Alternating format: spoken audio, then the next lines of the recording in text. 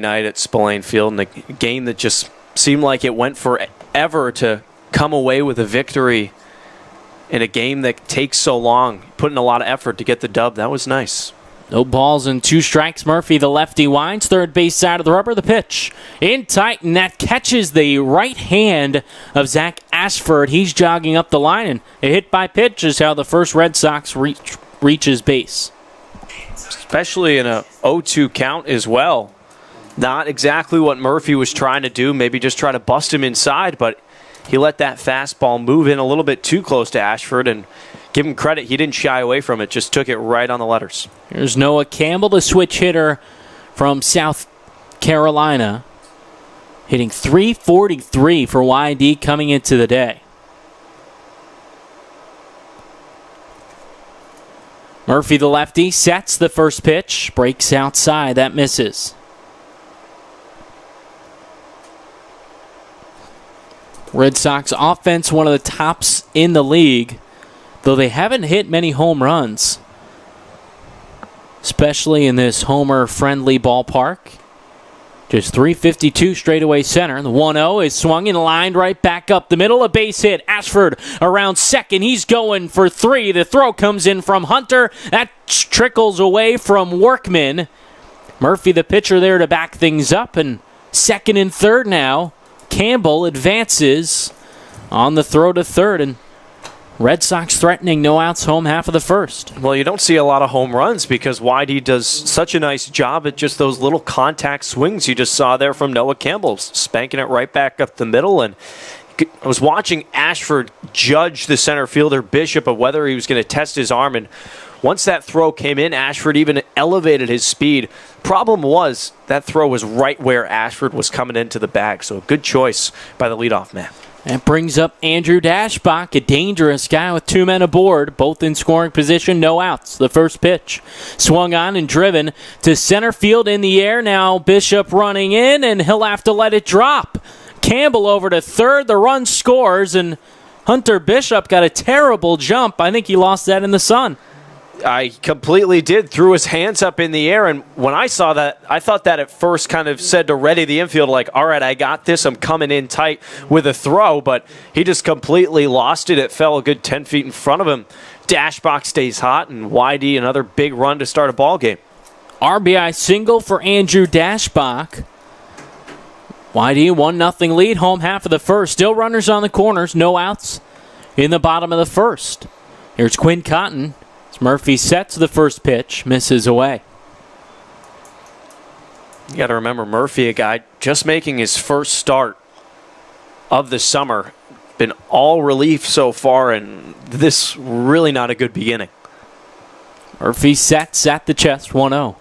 Misses up and away. 2 balls and no strikes to the dangerous and speedster in Quinn Cotton.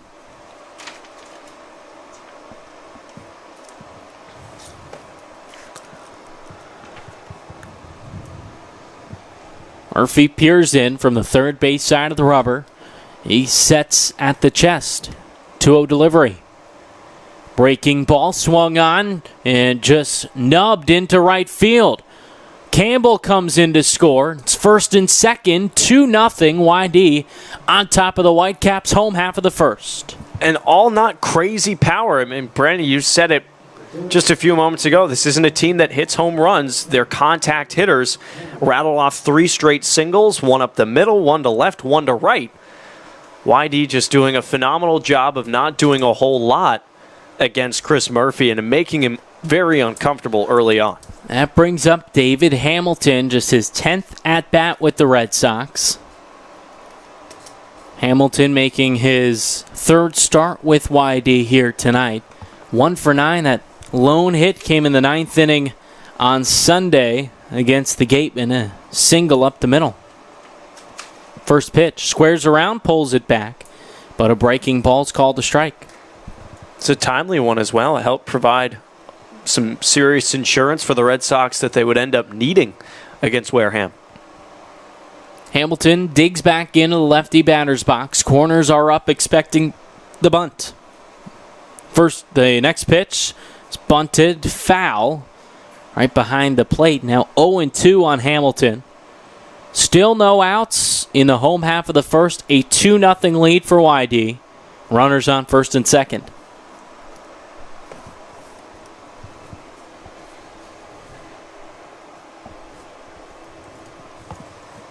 Hamilton pinwheels the bat. He's ready, as is the lefty Murphy. Comes set, looks at second, 0-2. Swung on and missed. David Hamilton strikes out. That's the first out of the ball game for Chris Murphy. Big time strikeout for Murphy. Elevates that fastball. He got Hamilton in that hole due to the bunting miscues and then put him away quickly. Here's Nick Quintana. Nick starting to turn things around. Batting average up to 190. Showing a little power with a pair of doubles. 7 RBIs as well this season. First pitch. Breaking ball. Catches the outside corner. Called a strike.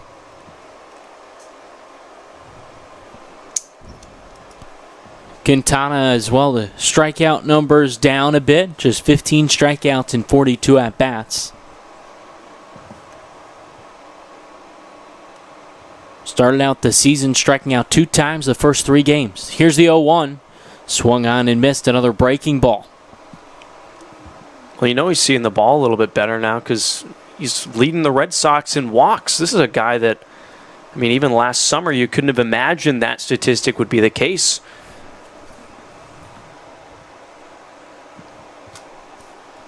Murphy sets third base side of the rubber. Lefty peeks at second, 0-2. Swung on and missed another fastball. Gets the job done for Chris Murphy. Now 2 away in the home half of the first. Well, bouncing back in a big way. 2 strikeouts, both on elevated fastballs, and to Quintana that just looks so tantalizing up there in the zone. It was just a little bit late on it. Big spot here for Zach Zubia. Maybe pick up his first signature Red Sox moment. Zubia making his third appearance. He's 0 for 5 so far. Still looking for his first YD hit. First pitch.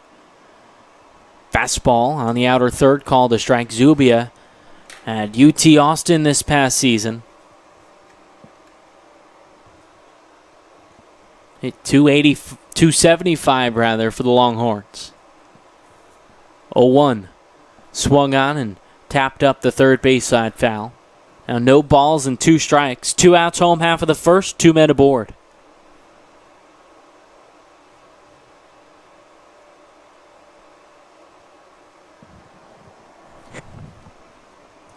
Dashbach at second, Cotton off of first. Zubia the righty ready, as is the lefty Murphy. 0-2. In tight, a fastball.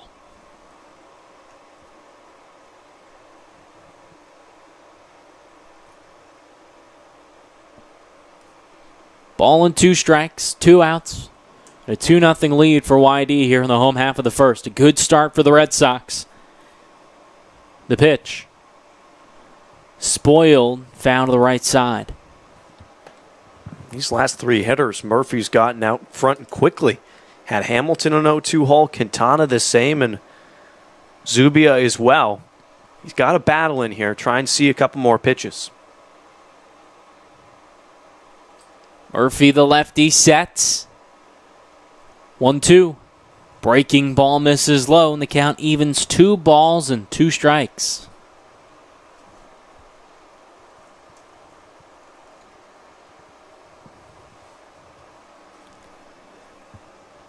YD, the terrific start here. The first 4 batters reached base. 2-2. Up and away, that misses, and now a full count on Zach Zubia with 2 men aboard. 2 very different pitches that Zach is laid off. The breaking ball a couple ago that he followed all the way into the dirt, and that high fastball that got Quintana and Hamilton, he's able to lay off of it. Runner should go on the pitch. Murphy nods yes. He sets the lefty third base side of the rubber. Payoff pitch.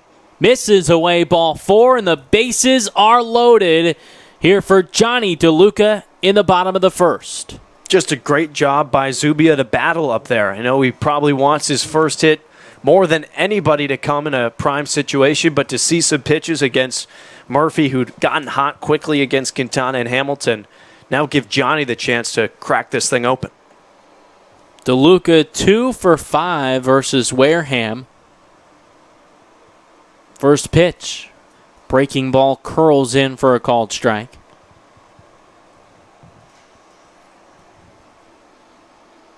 So far this season, Deluca trying to get comfortable at the plate. 0-1. Misses upstairs.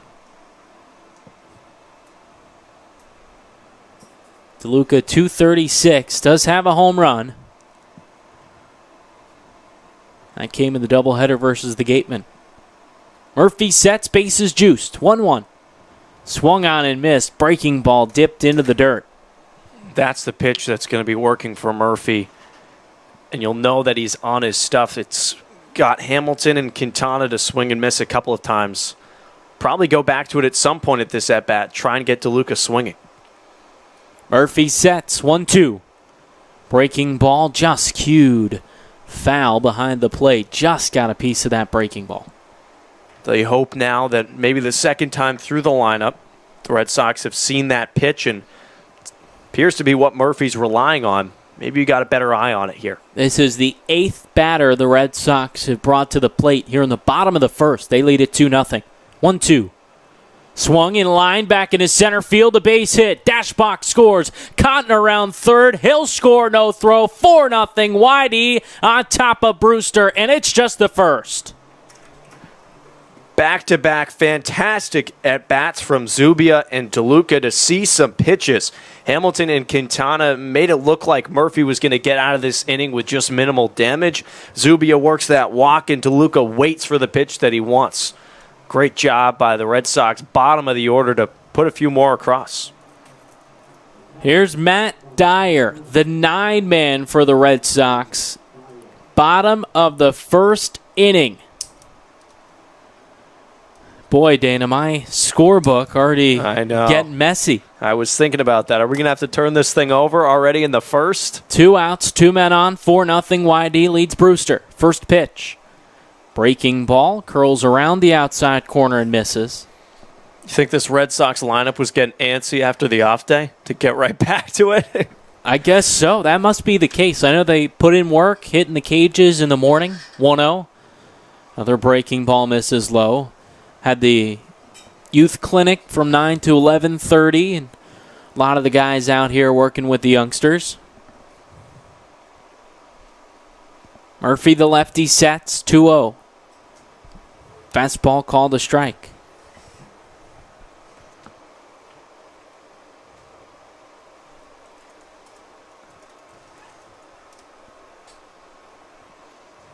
Runners on first and second. 2-1 offering. Swung and grounded to the left side. The shortstop there, Eden, fields and flips on to second. Massey is there for the third out, but not before the Red Sox score 4 on 4 hits. Through 1, 4-0. YD leads Brewster. You're listening to Red Sox Baseball on the Cape Cod Baseball League Network.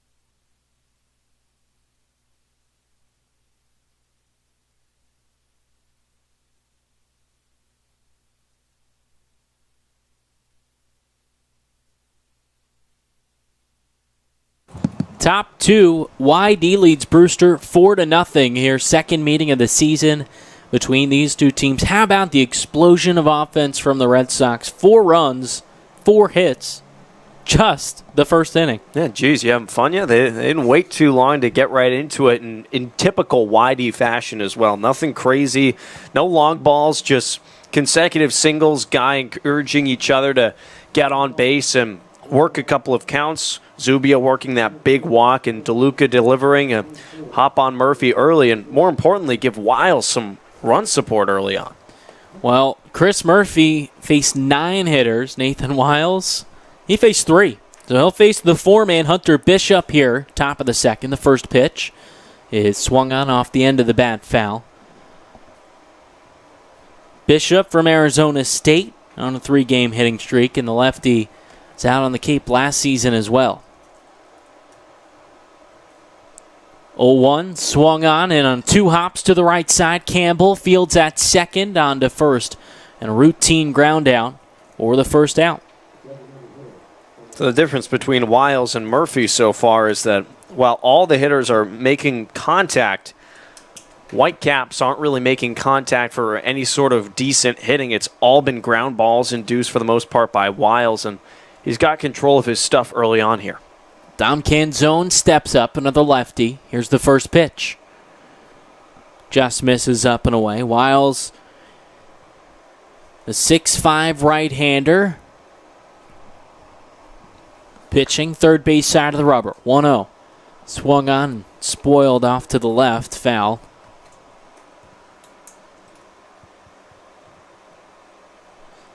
So 1-1, 1 out, top of the second. YD 4-0 lead over the Whitecaps. 1-1. Called a strike, just clips that outside corner. Quickly hit a ball and 2 strikes.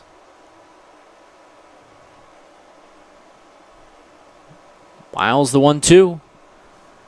Lined into the fence behind the plate. It's got to give you so much confidence. Your team jumps out to a 4-0 lead. Right, because you feel like it's okay to allow the ball to be put in play. Trust your fielders to make the outs themselves. Great confidence booster. Ball and 2 strikes. Wiles to the wind and the pitch. Just misses low. Looking for the outside corner there. Just missed it. But I like what Wiles is doing because he's not really wasting anything. Even that on a 1-2 count. Very close to being called a strike. Count even. 2-2. Outside corner, called strike 3. Canzone down looking. 2 outs here in the top of the second. Well, I don't know what the scouting report was on Dom Canzone, but Wiles was just going to work on that outside corner and moved it a little bit closer until he got the call. Pick up that first K. I think in part that's just the product of a 4-0 lead early in this ball game. For sure. YD batting around in the first inning. Here's the first pitch to Cam Eden, swinging out of play. So while Murphy faced the entire YD order, Nathan Wiles here has just faced the minimum so far. Top 2, 2 outs, 4-0 YD leads Brewster. Wiles winds 0-1. Catches the inside corner and quickly ahead, no balls and 2 strikes.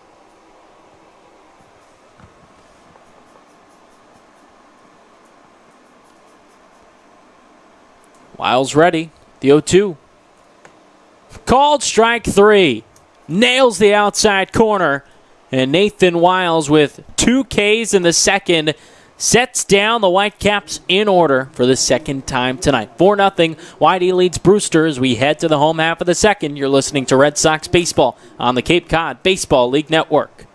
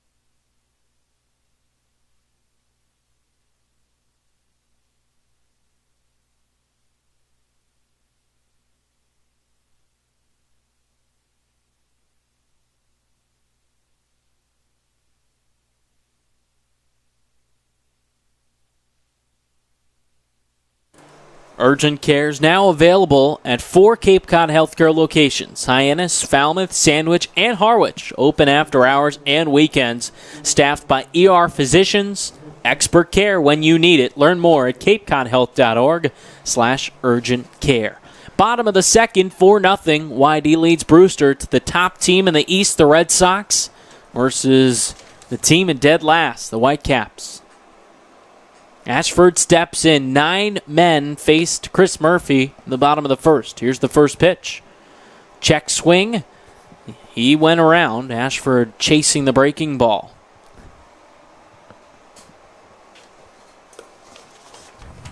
Ashford the lefty facing Murphy the lefty. Second time. First time hit by a pitch. Next pitch just misses the outside corner. Ashford was in a hole to start out the game. 2 strikes on him, and pitch came up and hit him on the hand. One mistake, and it all went downhill from there. The 1-1. In tight, he gets hit again? No, he didn't. Sure looked like it. The way he moved out of the way. It's off the glove of Martorano, who's kind of blocking our view of the arm of Ashford. 2-1, no outs. Here's the pitch. Breaking ball skips in the dirt. Martorano with a nice pick. So 3-1, not the best start by any stretch from Chris Murphy. Winds the pitch. Fastball up and away, ball 4, and another leadoff man aboard for the Red Sox. Well, it's just what Zach Ashford does. He just gets on base any which way, pays the price back in the first. This, he just waits for Murphy to make a few more mistakes. Red Sox already with a base runner. So Noah Campbell steps up. Ashford aboard for the second time today. Still no hits for him, though.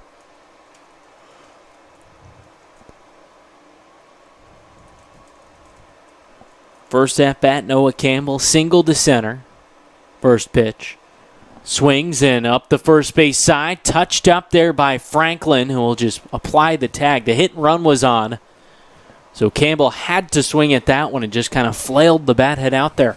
And that was pretty funny interaction there between Jesse Franklin over at first and with Campbell running down the line, because Franklin was blocking the plate and had the ball, and Campbell slowed up, and he just gave him a look like, really? You're gonna wait this out and just force me to tag you? But I guess that's one way to do it. Ashford to second base, 1 out, bottom of the second. Andrew Dashbach up, an RBI single in his first at-bat. Murphy trying to settle in. He's working from the stretch. Kicks the first pitch. Fastball misses low and in.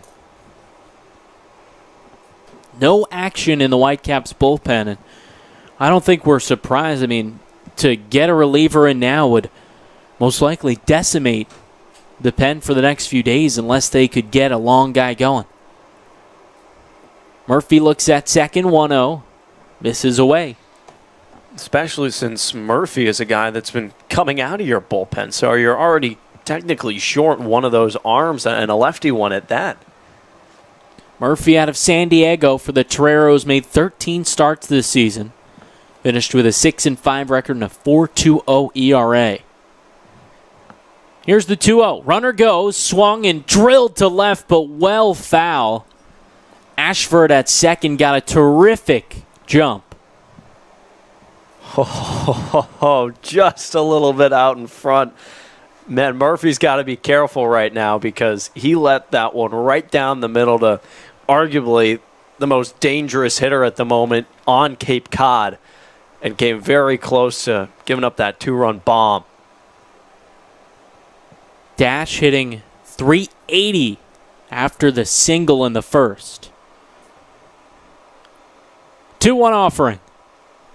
Spoiled to the right side. Count evens 2 balls and 2 strikes.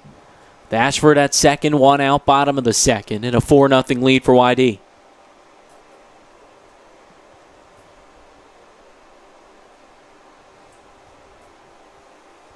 Dash readies in the righty batter's box. Murphy, the lefty, comes set at the chest. Peaks at second, 2-2. just fought off, lined into the screen behind the plate. They'll give Murphy credit after that foul ball. He came back with high heat away to challenge Dashbach and then ran him in tight there. That was a great pitch because you could tell that Andrew didn't want to swing at it, but he kind of had to. That could have been strike three looking if he didn't. A gorgeous July 3rd evening, just below 80 here at the ballpark. 2-2. Breaking ball swung on and looped out into right field. Alejo charges, makes the catch, and Ashford fakes the tag. He'll retreat to second. That's a big out for Murphy considering the bat that Dashbach is swinging, and then also to get that second out. And that may seem pretty routine, only to get 2 outs in the inning, but considering how long it took him to get that second out back in the first, you can tell that the start's improving. Quinn Cotton up. He also singled an RBI for him, and he also came around to score a run. 4-0 YD leads Brewster. 2 outs, Ashford on second. First pitch. Swung on and in the air to deep right field. Alejo back. He settles under it and makes the catch to retire the side. The Red Sox strand a runner, but no hits in the second, no runs either. 4-0 YD leads Brewster through 2. You're listening to Red Sox Baseball on the Cape Cod Baseball League Network.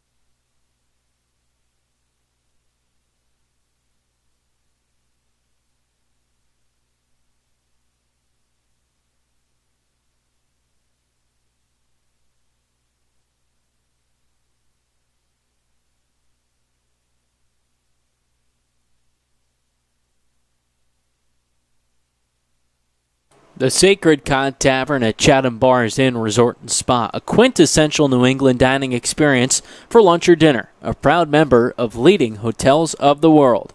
Top of the third at Red Wilson Field, 4-0. YD leads Brewster. A showdown in the East, and this was the first-round matchup last season. The Whitecaps took Game 3 in extras. It was an exciting finish here at Red Wilson Field after YD walked things off thanks to a Carlos Cortez 3-run shot in Game 1. Lost Game 2, and then the Whitecaps, eventual champions.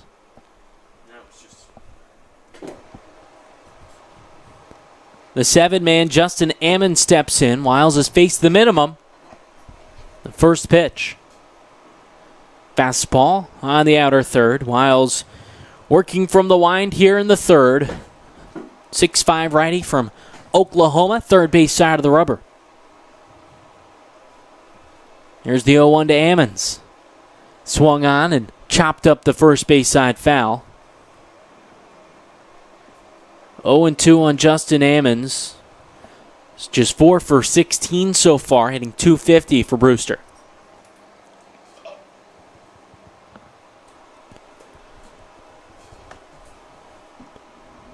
Ammons out of Tennessee. Settles into the left side. Here's the 0-2. Just misses below the kneecaps. But a great 0-2 pitch once again, like back in that at-bat against Canzone when he was setting up the lefty hitter on the outside corner. Wouldn't be surprised if he goes right back to it. Wiles winds 1-2. Swung on and grounded through the whole right side and into right field.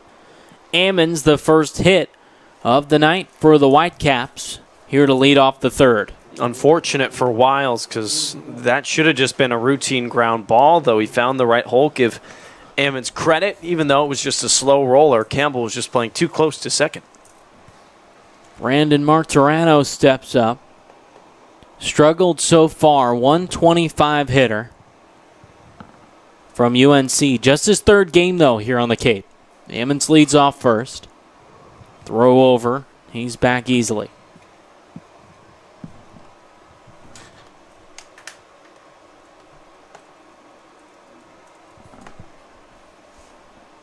Wiles, the righty, sets at the chest. First pitch.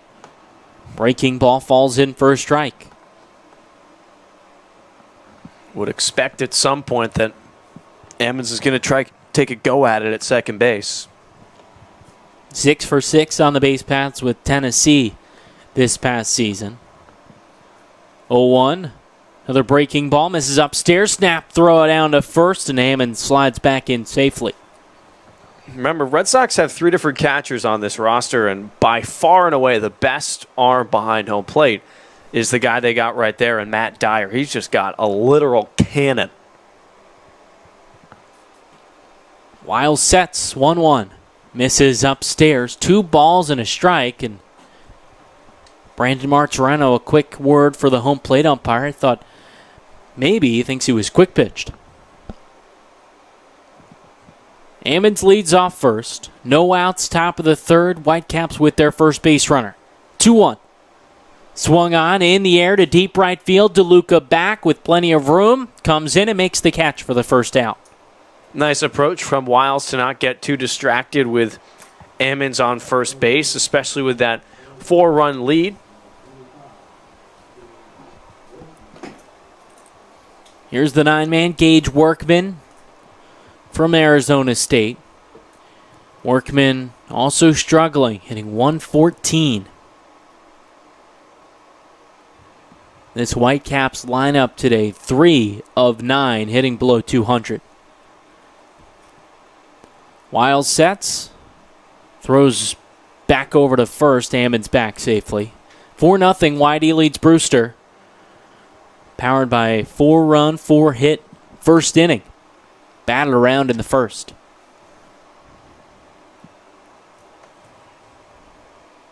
First pitch. Misses away. You can just see on every pitch that Dyer's catching how quickly he's popping up. You can sense that Ammons wants to give a go at it. Wiles has struggled in his first 2 starts, but here in start 3, it looks terrific. 1-0 is swung and on one hop to the second baseman Campbell. Flips to second for 1, on to first, a double play. 4-6-3, and YD retires the side in the third through 2.5. 4-0. YD leads Brewster. You're listening to Red Sox Baseball on the Cape Cod Baseball League Network.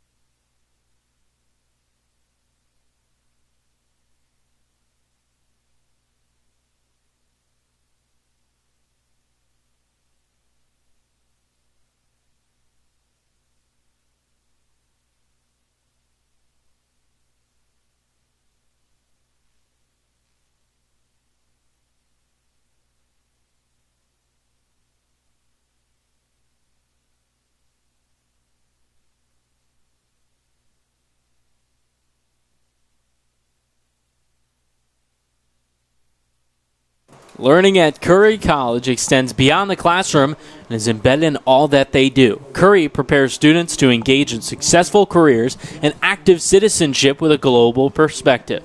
Explore undergraduate majors, minors, and concentrations, including new majors in accounting, biochemistry, and software development. Online at curry.edu. 5-6-7 due up for the Red Sox. David Hamilton to lead it off, and a 4-0 lead. Or YD over Brewster here. Second meeting of the season between these two teams. First ended in a tie. YD scoring 4 in the first. Chris Murphy still on the bump. He winds, and the first pitch misses low and away. That was just an awesome double play turned by that YD infield to end that top of the third inning, and Hamilton was a key part of it. Hamilton got the flip over to first, 1-0. Misses outside. It was Campbell, the second baseman, that fielded. Sent it over Hamilton's way, who's terrific defensively.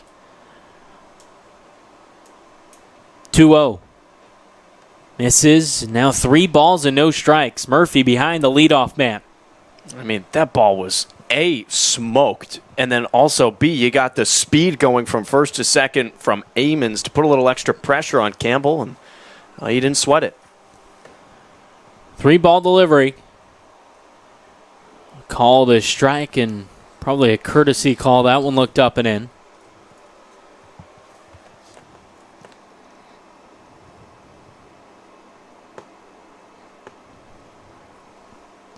And the 3-1, that one misses. Ball 4. Leadoff man aboard for the Red Sox.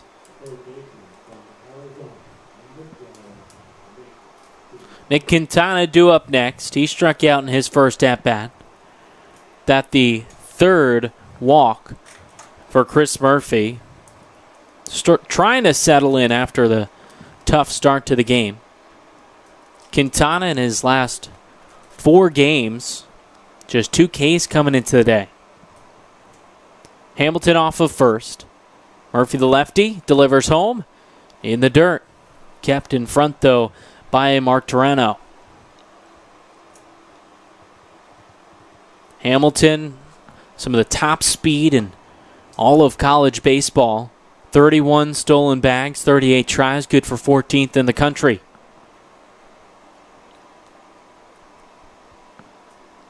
It'll be a little more difficult with the lefty on the bump. He leads. Murphy sets. 1-0 delivery. Breaking ball falls in at the knees, called strike. And that's been the pitch that he's had the most success with. Helped him set up that strikeout of Quintana back in the first inning. He got him with a high fastball there. See what he goes with here in the driver's seat. Quintana, the righty ready. Murphy, the lefty, is as well. 1-1 offering. Breaking ball swung on and missed, and it's now a ball and 2 strikes on Nick Quintana.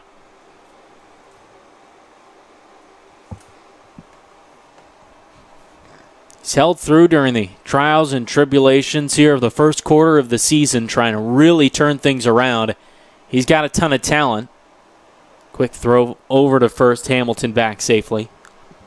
Give him credit. Doesn't really seem like he's been hanging his head in any sort of way. He's confident just as ever, and that helps with Scott Pickler putting confidence back into the lineup too. 1-2. Swung on and missed. Throw down to second, not in time. Hamilton swipes it easily, but the second strikeout of the day for Quintana. Not even close. That speed is just blistering. I mean, you mentioned the college stats for Hamilton. I'm surprised that the catcher even made a throw down there. He was pretty much already towards second. Zach Zubia steps up. Walked in his first at-bat. Still looking for his first hit in the Red Sox uni. That could score David Hamilton at second base, just an out. The first pitch. Breaking ball. Called a strike.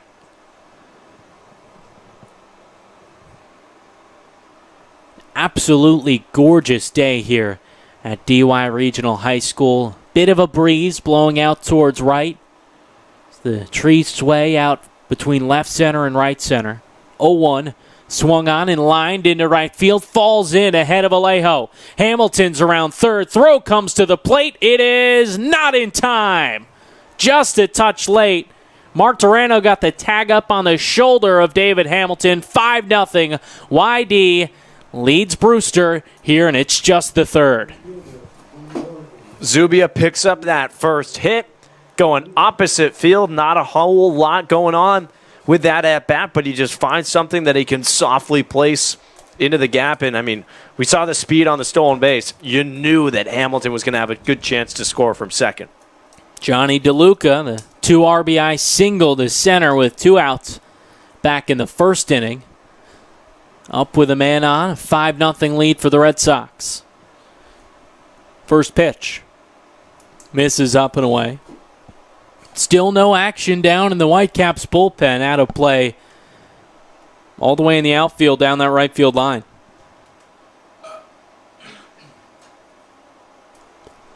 Murphy set to the chest with Zubia off of first. 1-0. Swung on and a liner falls into left field. Station to station go the Red Sox. It's first and second with Justin out in the bottom of the third. I mean, you talk about a guy that's seen the ball real well, and that's Johnny Deluca. That just hanging, breaking ball that was traveling from north to south, but he saw it all the way onto his bat, waited on it, and drove it. Here's Matt Dyer, the 9-man. He brought a close to that first inning, grounded out via the fielder's choice. Justin out here in the bottom of the third, runners on first and second. Sunshine cast on the entire field. First pitch. Breaking ball stays well upstairs. Boy, a terrific crowd to watch this slugfest for the Red Sox. Probably the best crowd we've seen all season, Dana. I was just going to say, I mean, this is the week we're going to see it, right? 4th of July week, holiday. Lots more people in town that are making that drive over the Sagamore Bridge to enjoy a little vacation, enjoy the Cape, and some good baseball, too. We'll be in Hyannis tomorrow night to face the Harbor Hawks, and we'll see probably some great fireworks. Here's the 1-0. Swung on and popped up out of play right side. It also opens up the opportunity for us broadcasters. I mean, the jokes you can make about offensive fireworks, fireworks in the sky. I mean, maybe I'm getting ahead of myself, but I'm looking forward to it. That's your forte. That's your thing. I'll kind of back off of that one. A ball and a strike here on the 9-man Dyer. Pitch. Swung on and missed. Fastball on the outer third, and now 1-2 with one out in the bottom of the third. Though honestly, I mean, who knows? Hyannis has been playing some great ball lately. Great pitching staff. A lot different than last year. Harbor Hawks a point behind Wareham in the standings in the West. 1-2. Misses inside a fastball. Gateman got out to a terrific start. Cooled off since they lost a few players to Team USA. Andrew Vaughn, the big one. Golden Spikes Award winner as well. Count even, 2 balls and 2 strikes. Murphy sets. 2 men aboard the pitch. Breaking ball misses in the dirt. Blocked by Martorano. This count runs full. Murphy has struggled.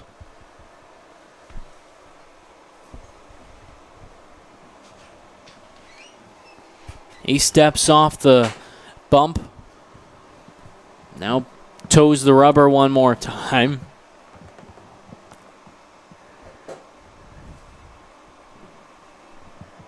Just one out, runners at first and second. Here's the payoff pitch. Runners go. Called strike 3. Throw goes down to second, not in time. Shocked. And I think Martorano made a mistake throwing down to second base as opposed to third. So Dyer down on strikes here for the second out, but Whitey with runners on second and third. That was just a really, really close pitch. I mean, that could have gone as a ball or as the strike called. And for Dyer in that situation, you just got to take the bat off your shoulders, try and put it in play, especially with the runners in motion. So 4 strikeouts here for Chris Murphy. That probably the only upside for him. Here, his team trails at 5-0 in the third. Zach Ashford looks at a first pitch breaking ball. That misses low in the dirt. Finally, some action in the Brewster bullpen. A righty begins to throw down there. Ashford the lefty versus Murphy the lefty. 2 men in scoring position. 1-0. Misses outside. Murphy really has struggled to get ahead of hitters here in this outing. Yeah, in the first inning, he did that a little bit with those 2 strikeouts of Hamilton and Quintana. But since then, it's been a few walks, and he's been forced to just lay some strikes right down the middle, which Whitey has capitalized on. Ashford from Fresno State, the 2-0. Busts him inside, a breaking ball. He scoots out of the way and ahead in the count 3-0. Do you think he could swing here? We've seen some of the Red Sox hitters swinging 3-0 of late. I think there's a possibility, but the way that Noah Campbell's been swinging the bat on deck, I think you're okay with loading the bases up for him. 3-0. Fastball paints the outside corner, called a strike. Ashford reached via the hit by pitch and the walk so far today. Also came around to score. Has not been able to extend that 8-game hitting streak. 3-1 with Zubioff of third, Deluca at second. The pitch. Fastball called a strike, letters on the outside corner.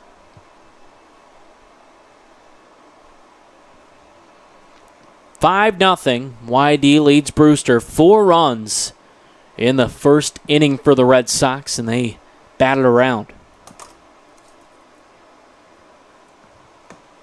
Murphy sets. The lefty with the payoff pitch.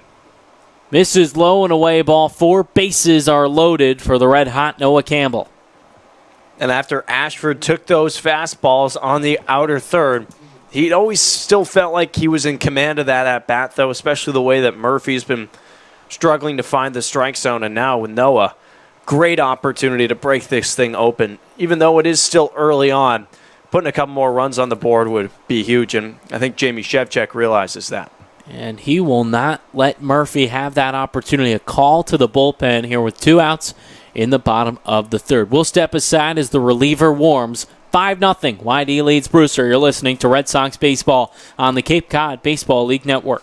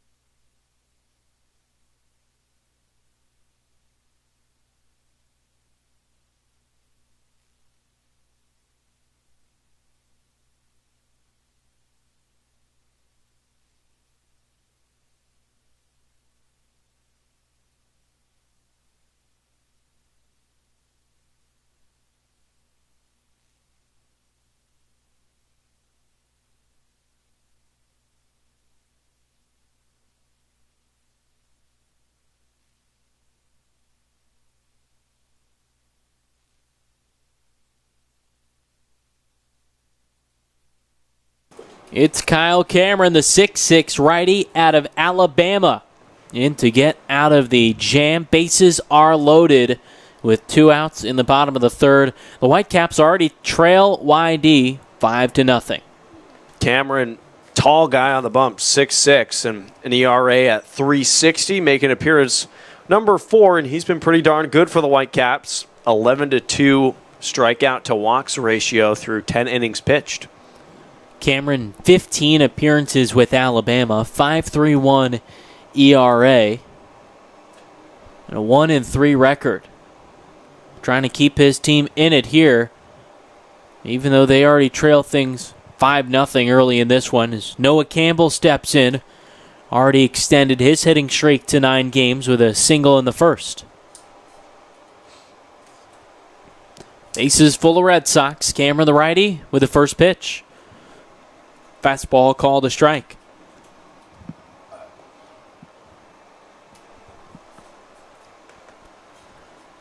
YD offense been rocking and rolling, one of the tops in the Cape. Here's the 0-1. misses away.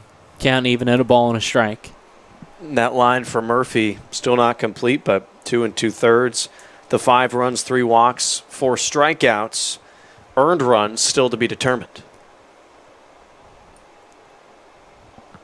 Ball and a strike, the pitch. Breaking ball. Curls in tight, misses. Going through a bit of a heat phase here on the Cape. Playing at Wareham on Sunday, just off the Cape, so a little bit hotter. Real feel of 100 at first pitch. 2-1. Swung in a ground ball through the right side, past the diving Massey. 1 run scores. Deluca around third. The throw to the plate is up the line. He scores. 7-0. YD leads Brewster here in the third. YD can just do no wrong when they put the ball in play. Campbell making good contact, got in a favorable count, and he knew that Cameron had to pitch him something with the bases loaded. Makes no mistake and puts it through the right side. And nice job by Johnny Deluca as well, because even though that throw was way off down the line, it almost caught him right at the time that he was going past the ball. That could have been dangerous, but he evaded it. Noah Campbell, 2 for 3, 2 RBIs. Andrew Dashbach up, another dangerous guy. First pitch is swung on and lifted foul out of play right side. Dashbach, an RBI single, also scored in the first. Then flew out in the second. So here in the third inning, the top of this YD order is already hitting for the third time tonight. Cameron sets the righty with the 0-1. Swung on and grounded to the third baseman Workman. Only a play at first, and he makes it. Red Sox pick up 2 on 3 hits. And 2 men are left on base. 7-0. YD leads Brewster through 3. You're listening to Red Sox Baseball on the Cape Cod Baseball League Network.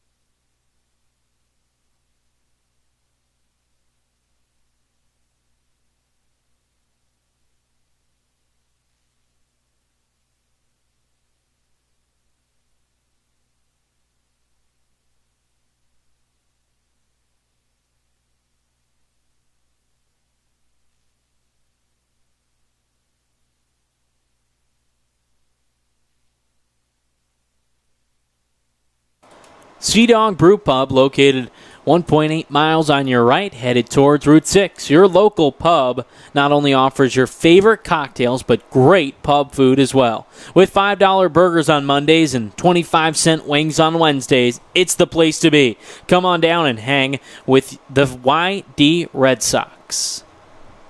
7-0. The Red Sox lead the Whitecaps here in the top of the 4th inning. YD offense exploding here tonight. Just impressive stuff from the YD lineup, top to bottom as well. A lot of guys producing. Pretty much everyone has reached base for the most part and made it pretty easy for Nathan Wiles. So far, everybody but Nick Quintana and Matt Dyer have. Here's the one-man Ray Alejo. First pitch, breaking ball, just misses hitting him. Breaking towards the inside corner, but also missed that as well.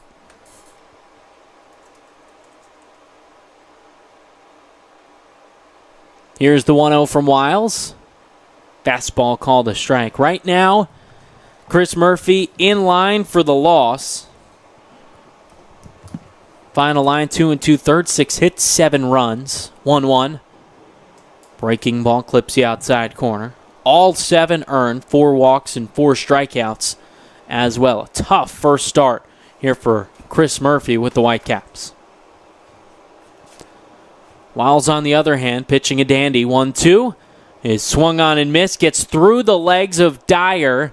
And Alejo aboard. Just the second base runner here for the Whitecaps. Unfortunate for Wiles. The only 2 base runners have been, well, that dropped third strike, and then also that single by Ammons, which just really was a soft grounder that found its way through the hole. So, I mean, he very well could be facing the minimum so far. Ammons was erased via the double play to end the 3rd inning. Here's the 2-man Mike Massey. 0 for 1, he grounded out. Massey leading the way for Brewster, hitting .339. Lefty is ready with Alejo off of first. The first pitch misses away. Wiles, the tall 6'5" righty out of Oklahoma, working from the stretch here. He sets at the chest, third base side of the rubber. Kicks with the 1-0. Swung on and chopped foul just past the Whitecaps dugout. We talked about it a little bit before that Wiles isn't a guy that's going to get you a lot of strikeouts.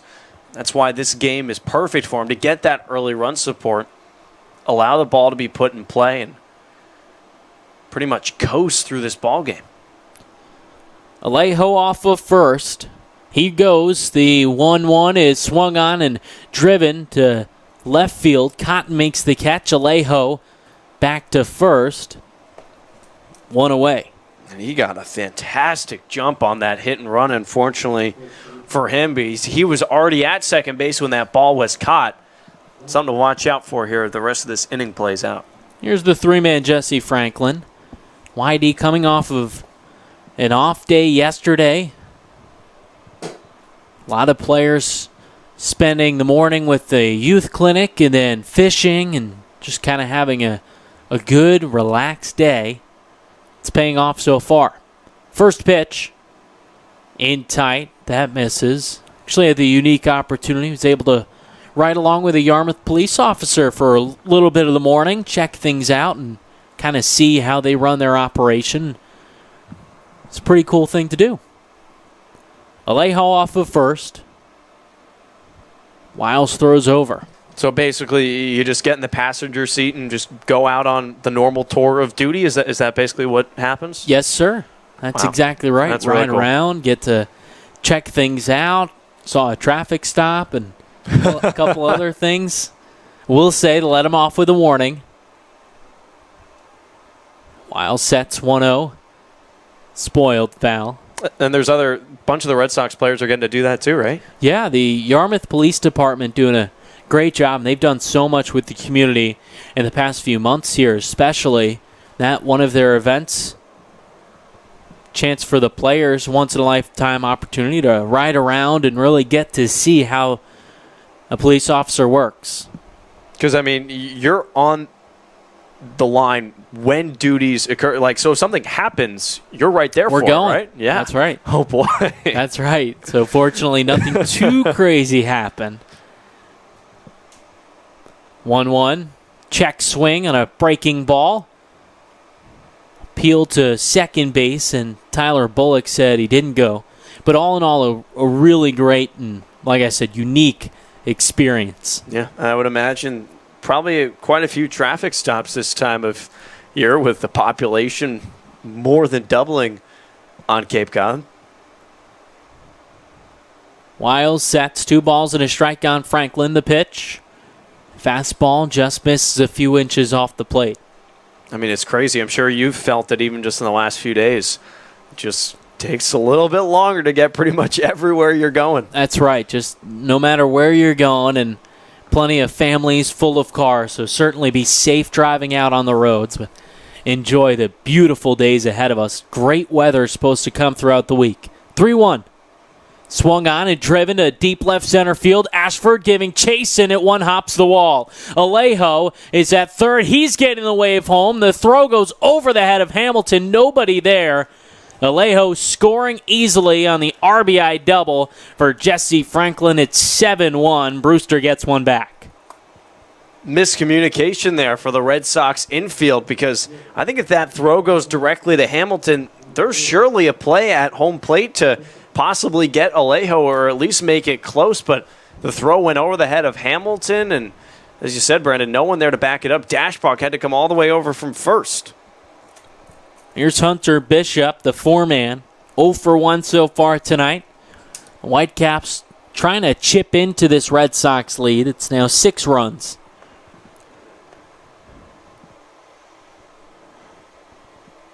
Wiles, the righty, sets on the rubber. Man at second. Kicks with the first pitch. Called a strike at the knees in or third. Dana, do you think you'll try to go out with a Yarmouth police officer? I think I'd love to, yeah. I mean, nothing, as long as nothing too crazy happens, I can handle traffic stops. Traffic stops, I think I can do. Wiles with the 0-1.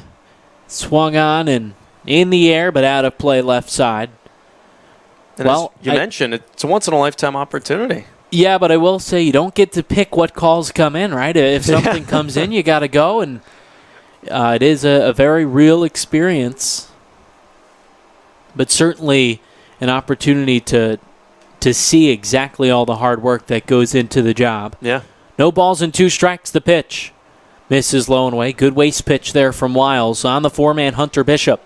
And if something does happen that's pretty crazy out of the ordinary or whatever, story to tell the next day on the broadcast. Got a dang good story to share with all the listeners out there. Well, we thank you so much for tuning in. Top of the 4th, 7-0. Rather 7-1, YD leads Brewster. Man on second, 1-2. Swung on in the air down the left field line, and that one will curl out of play. Ray Alejo reached on the drop, third strike to start out the inning. Jesse Franklin drove him in with an RBI double to left center field. With 1 out, it's Franklin at second and a 1-2 count on Hunter Bishop. Here's the pitch. Swung on in this one, given a drive deep to right field. Deluca back ranging to his right, and that one's over the wall. A 2-run home run for Hunter Bishop, his second of the season, and it's now 7-3. Wiles getting beamed up a little bit here. That's the third ball that's been hit with great contact in this inning. Even that 1 out by Massey was given a good journey out towards left field, and this time Bishop just gets all of it. Whitecaps putting up a fight here in the 4th to claw back in. 3 runs across here in the top of the 4th inning, just an out. That brings up the 5-man Dom Canzone. First pitch, swung on and looped into left field. Nope, Cotton will come on and make the catch. A great jump from left fielder Quinn Cotton. And even that hit, that wasn't coming in the first couple of innings from Wiles. I don't know if he's lost some of his velocity or a little bit of his action, because the second time through the lineup, the Whitecaps are doing a lot better job seeing the ball. That brings up Cam Eden. Struck out looking. Just 2 strikeouts for Nathan Wiles. Those came consecutively back in the 2nd. Both of them called strike 3. First pitch, misses low and in. Good point there. You also have the drop third strike to lead off the 4th inning. So really officially it's 3, but man reached on one of those 3. Here's the 1-0. In tight, that misses, and it's 2-0. Especially when a man reaches and then comes around to score the first run. That's just brutal. Eden, the righty, steps out, now swings the bat over the plate. Wiles, the righty, working from the windup, 2-0. In tight. Now 3 balls and no strikes with 2 outs in the top of the 4th. 7-3. YD leads Brewster. 3-ball delivery. Right down Main Street, called a strike.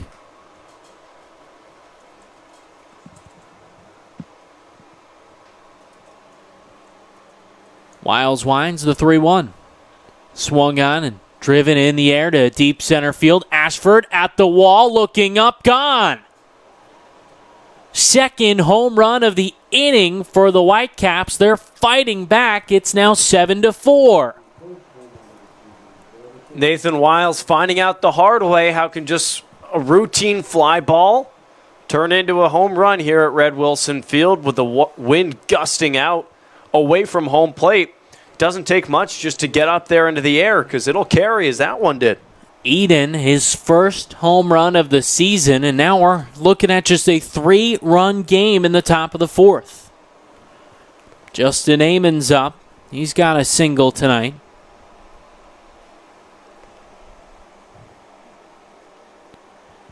Lefty stepping into the box. Wiles ready to wind on the third base side. Here he goes with the first pitch. Clips the outside corner, called a strike. Well, it helps when your team's up 7-0, but we've got a ball game. Whitey bullpen stirring, 0-1. Called a strike on the inner third. Two very different portions of this ball game for Nathan Wiles. Everything before this inning and then here in the 4th. No balls and 2 strikes, 2 outs, the pitch. Just misses away.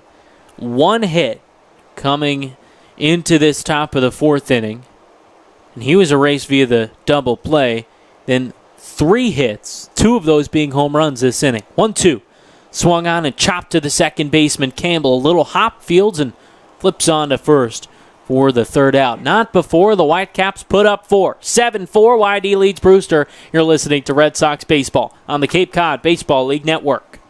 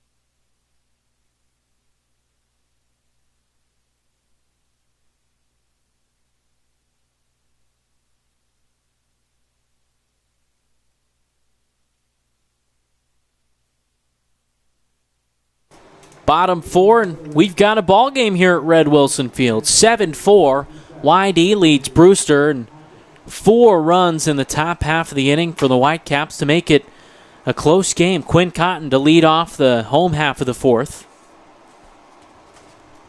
Still Kyle Cameron pitching. The first pitch swung on, and a high chopper to the shortstop Eden. Fields, and the throw is down the line and out of play.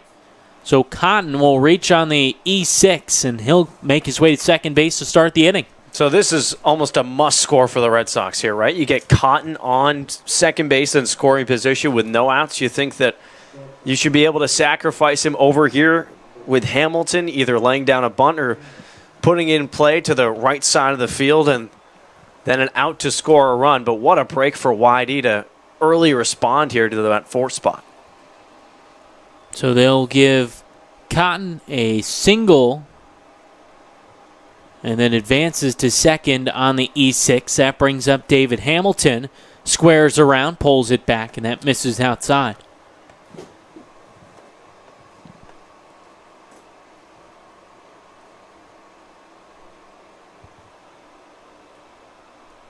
Hamilton struck out swinging, also walked in the 3rd and came around to score. Corners are up with Cotton at second. Pitch swung on and fouled over the fence behind the plate. So now I think they'll go back and change that to a throwing error officially by the shortstop. No hit for Quinn Cotton. So he's at second base to lead off the inning. Hamilton at the dish with a 1-1 count. Pitch from Cameron. This is up and away.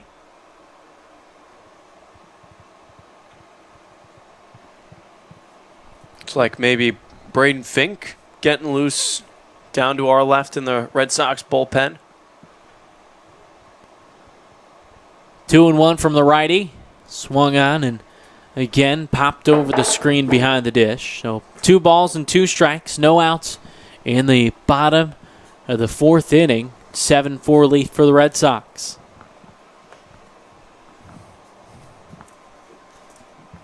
Hamilton with the Texas Longhorns. Still fairly new to this YD squad. Here's the 2-2.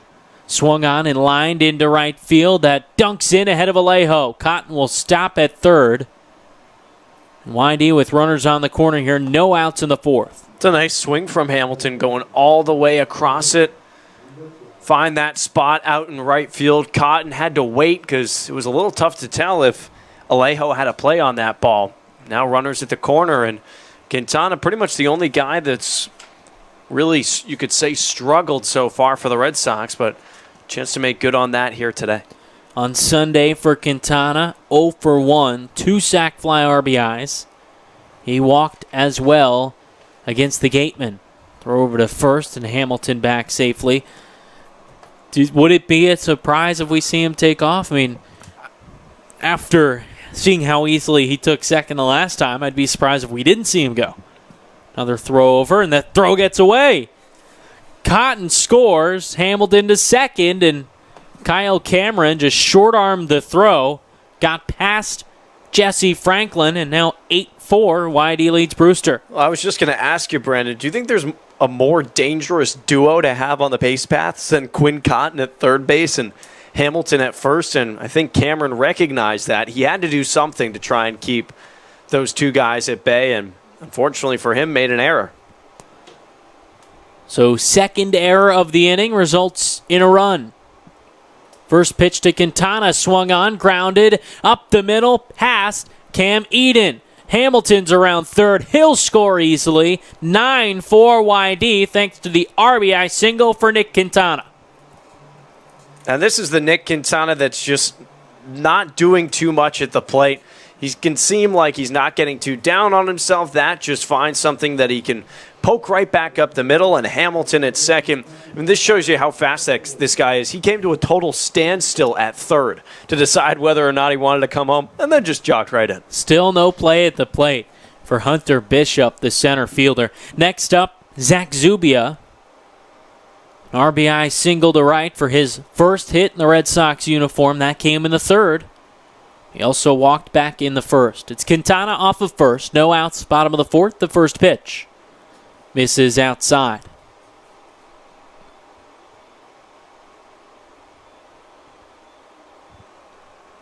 Brewster pitching has really had no response for this Red Sox offense here tonight. 1-0. Swung on and tapped foul behind the plate. YD 9-4. They lead the Whitecaps. You thought Brewster was getting back in after they scored 4 in the top half of this frame. The Red Sox continue to just plug away.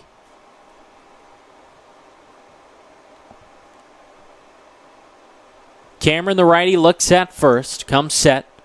1-1. Just misses down low. And it's interesting to think that Red Sox, 9 runs off of 9 hits. Those have all been mostly singles. 4 runs off of 4 hits for the Whitecaps, and 2 of those has been via the long ball. Cameron sets. 2-1. Swung on and lined right to center field, and that drops ahead of Bishop. Hunter Bishop, I think, wasn't sure how to play that ball. Kind of the in-between hop. Wasn't going to lay out, so he let it fall in ahead of him. Now first and second for the Red Sox. And he was confused earlier on in this ball game, back in the first when he lost that Deluca single in the sky. And this is a guy that's a fantastic fielder. We saw him steal a couple of base hits in our previous meeting with the Whitecaps over at Stony Brook Field a few weeks ago. He was phenomenal. He's having a tough go at it here, though. Johnny Deluca, 2 for 2 tonight. 2 RBIs, a run scored as well. First pitch. Called a strike on the outside corner. Another prime spot for him with runners on first and second. No outs here in the bottom of the fourth.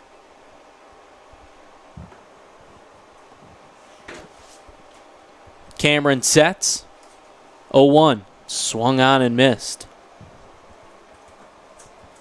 Every YD hit, to your point, Dana, has been a single. All 9 of them. Now 10 of them.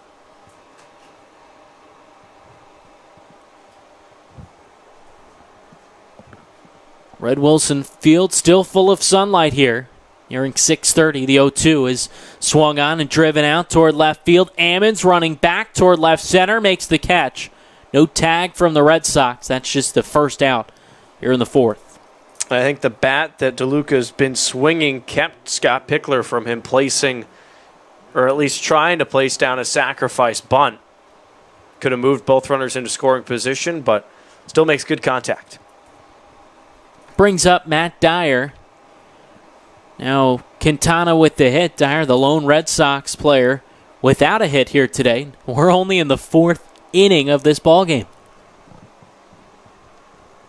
9-4. YD leads Brewster. Top team in the East versus bottom team. First pitch. Breaking ball falls in for a strike on the outer third. And unless something changes, looks like Zach Ashford may get a chance to bat in every single inning, avoiding a double play here from Dyer. Cameron sets at the chest. Looks at second. Here's the 0-1. Swung on and popped up in the infield right side. The first baseman, Franklin, in to make the catch at the cutout or the second out. And that does indeed bring up Zach Ashford for the 4th time tonight. But if you look at the ABs, he's 0 for 0. Reached on 2 walks, a hit by pitch as well. Zubia is off of first, Quintana at second. Both singled to reach. 2 outs in the bottom of the fourth. Here's the first pitch. Up and away to the Fresno State Bulldog. Hit .352 this past season. Dana, while I was riding along with the police officer, you had your off day, the coaching staff still hard at work, and Nate Fish actually playing with a Frisbee. 1-0. It's swung on and spoiled, foul down the left field line. Played with a Frisbee because it mimics the motion of a swing, the action of a swing. So he's trying to find a way to weight down a Frisbee and find different ways for players to work on that swing plane, on the swing path, without actually swinging a bat.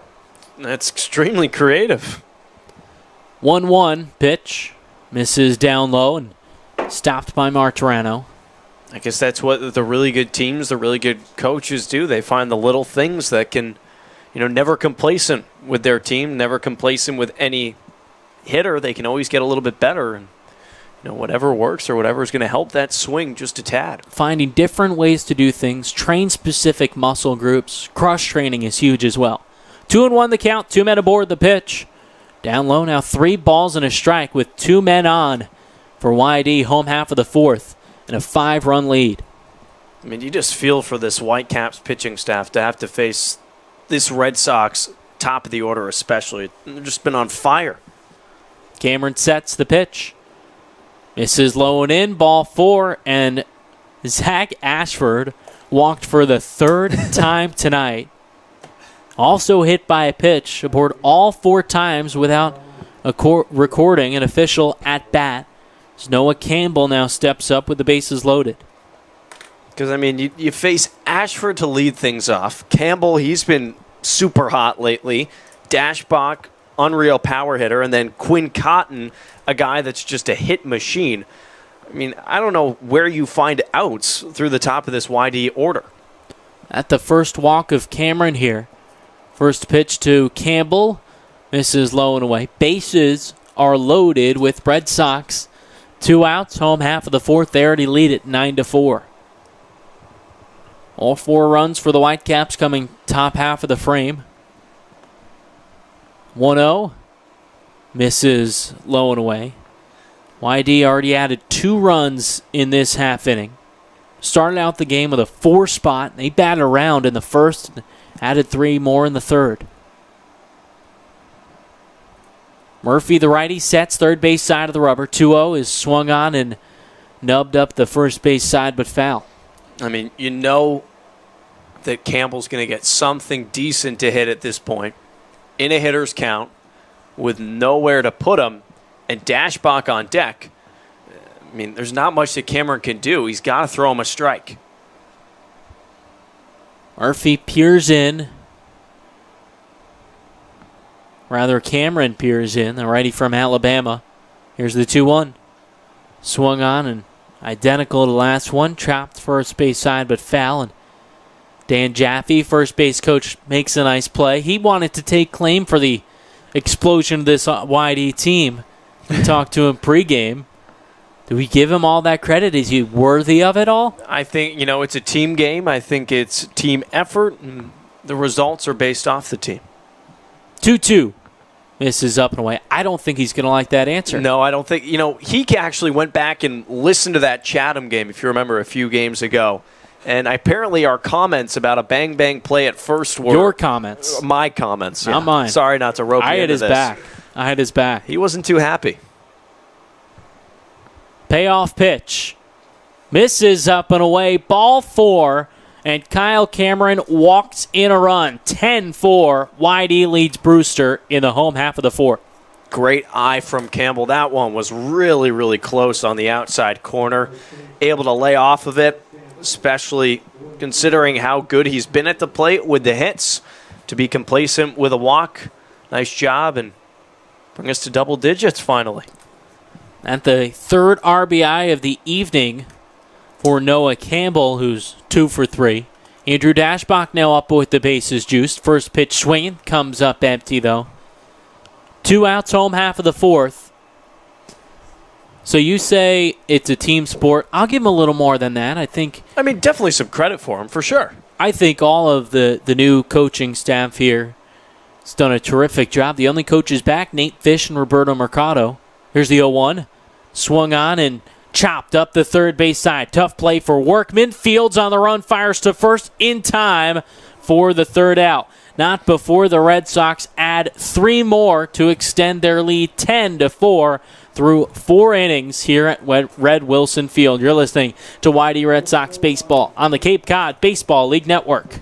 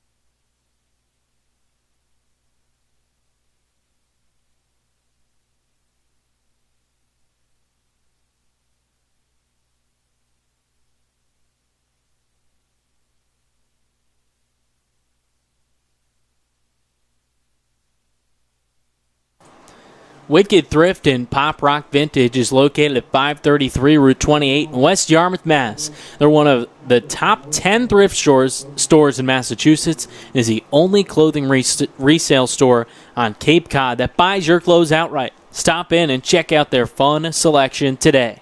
Top of the 5th, a 10-4 lead for the Red Sox over the Whitecaps here. Second meeting of the season between these two. Nathan Wiles out for his 5th inning of work. First pitch misses inside to the 8-man Brandon Martorano. so far tonight. Martorano flew out to right.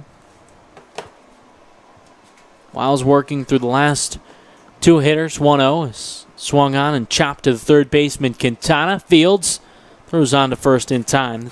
Going through the lineup for just the second time. YD has already turned things over many a times. 4 plate appearances for the top half of the order already.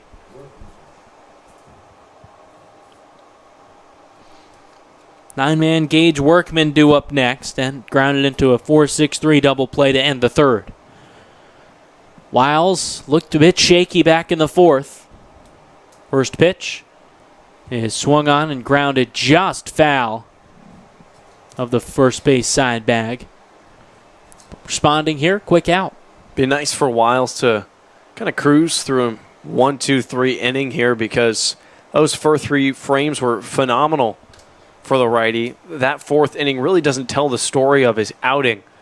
Hopefully he can settle down here and end it on a high note. Wiles ready to go back into the wind. Waits. Workman, the switch hitter, batting from the left side. He's now ready. 0-1. It's tapped just behind the plate, and it's no balls and 2 strikes here with an out in the top of the 5th.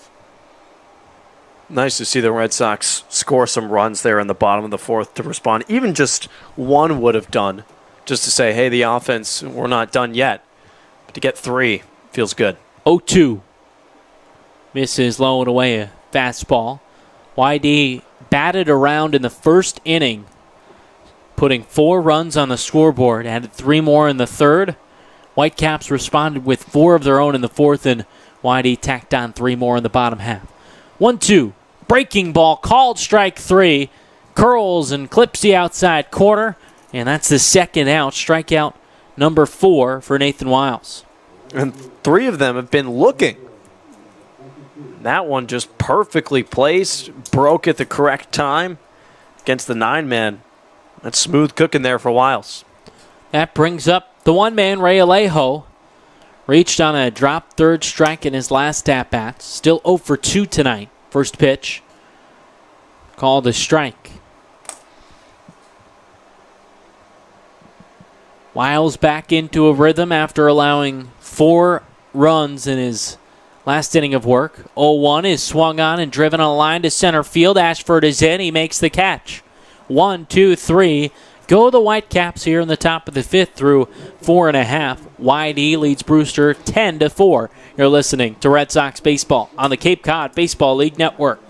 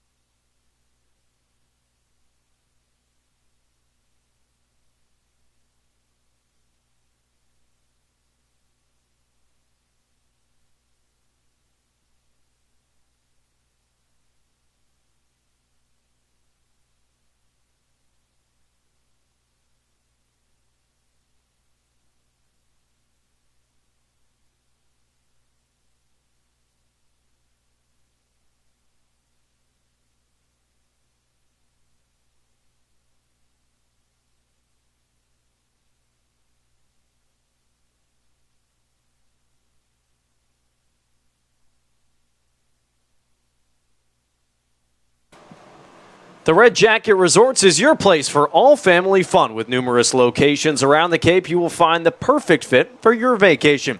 Visit redjacketsresorts.com for all of their locations and availability.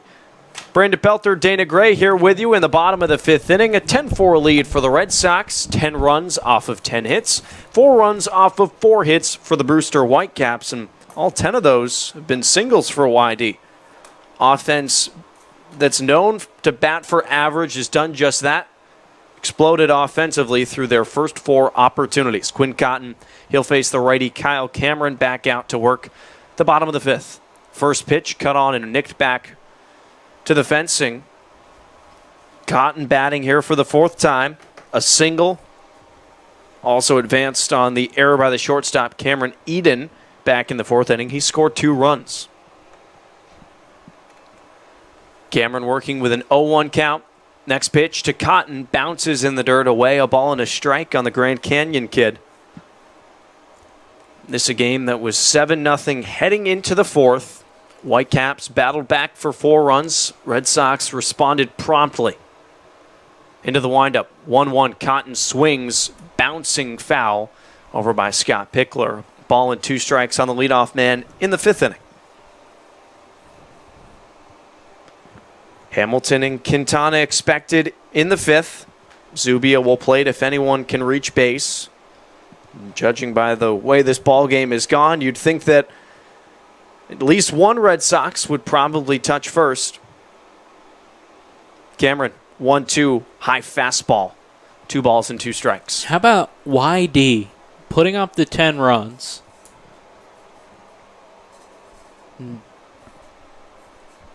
7 of those earned.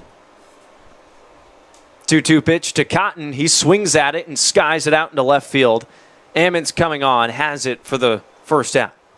So 7, actually 8 of those runs earned, and they've batted around twice already. We're just in the bottom of the fifth. That scorebook's going to be pretty colorful by the end of the evening. Chock full. 1 away in the bottom of the fifth.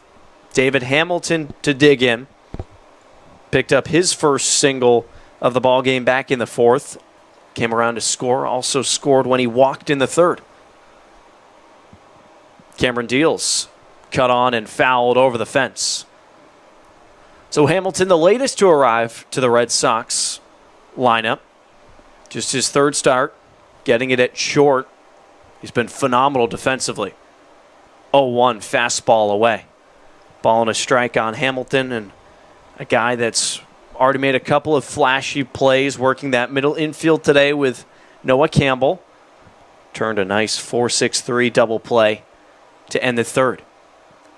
1-1 to Hamilton. Cut on and missed. A lazy swing. A ball and 2 strikes on the YD shortstop with 1 out in the bottom of the fifth. No one on base. 10-4 lead for the Red Sox. Cameron from the windup. 1-2. Misses away with a fastball. Greets the glove of Martorano outside. 2 balls and 2 strikes. 2-2 pitch. Swing and a miss. Strike 3. Down goes Hamilton, fishing low in the dirt, and there's 2 outs. And that just strikeout number 1 for Kyle Cameron. You look at the scoreboard, and I think that really tells you all you need to know. Both pitchers for the Whitecaps have really struggled to silence YD. Only 1 Red Sox hitter without a hit tonight. YD on the verge of its first 1-2-3 inning given up. Quintana at the plate. He'll take high for ball 1. Struck out twice in the first and then also in the third. Half of the victims that Murphy recorded, he ended his night with 4 strikeouts. 1-0 to Quintana. He skies this one out into deep center field. Bishop going back to the warning track at the fence, looking up, and it's gone! Nick Quintana's first home run of the summer. A solo dinger to dead center, and the Red Sox lead at 11-4. Dana, I don't care what the score is. That's huge for Nick Quintana, who's been battling this season and just waiting and waiting. So patient for that first one. And you look at the YD dugout greeting him, all smiles for the Red Sox. They were loud when that ball left the ballpark. Felt good right off the bat. Looked like it had a chance. Bishop went back to the fence as far as he could, and that was to the deepest part of the ballpark. But the first home run of the summer for Nick Quintana, and YD now has a 7-run lead once again. 2 away, Zach Zubia digs in. First pitch to him, off speed and over the plate. I mean, we knew he had the power in it. We saw it a little bit last summer, led the team with 6 homers, and then had a great season at Arizona with the long ball. Finally gets the first one here. 0-1. That misses away. Hey, you know, they usually talk about the broadcaster's curse, but throughout this season, I think we brought a lot of good luck to this YD team. We certainly have in first place so far. 1-1 to Zubia. He gives this one a ride out to deep left center field. Eamon's going back, and that one is gone. Back-to-back home runs for the Red Sox offense. They're feeling it here at Red Wilson. It's 12-4 YD. Keep them coming, because you know what a day like this does? Builds momentum. The big mojo, especially going into tomorrow night against Hyannis. This game nowhere near over. Keep those runs coming. Keep the bats moving, because whether you want to believe it or not, offense is contagious. Zubia with 3 hits in a row picks up his first homer of the summer. Red Sox now with their largest lead of the ball game. Deluca digs in, takes strike 1 on the outside corner. 12-4 now the lead for YD as Quintana and Zubia hit back-to-back home runs. First time the Red Sox have done that all summer. Here's the 0-1 pitch. Grounded foul out of play. No balls and 2 strikes on Johnny Deluca. And through the first 4 innings, it was all small ball.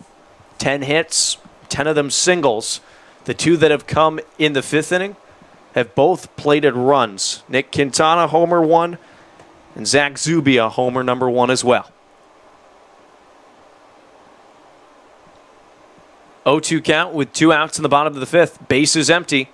Deluca at the plate. Cameron from the windup deals. A grounder bounding over to the second baseman. Massey's got it. Flips over to first to retire the side, but the Red Sox tack on 2 more runs in a big way. Quintana and Zubia launch ones out of here at Red Wilson, and YD leads it 12-4 as we go to the top of the 6th. You're listening to YD Red Sox Baseball on the Cape Cod Baseball League Network.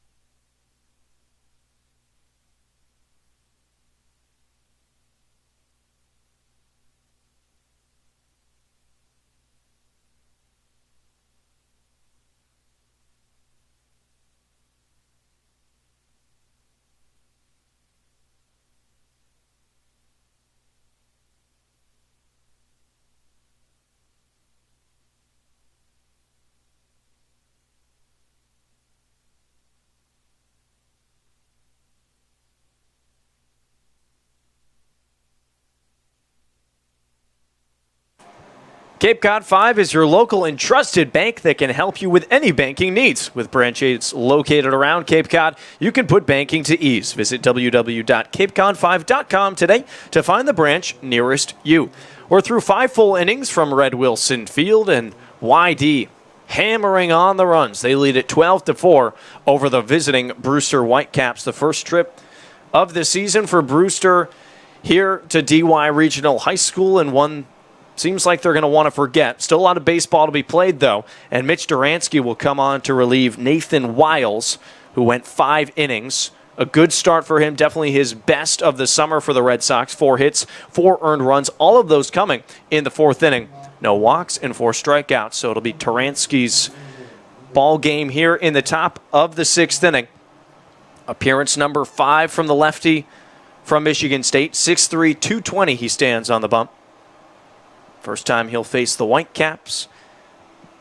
And it'll be 2, 3, and 4 for Brewster. Mike Massey to dig in from the left side to complete the lefty-on-lefty matchup. YD leading by its largest margin, 8 runs.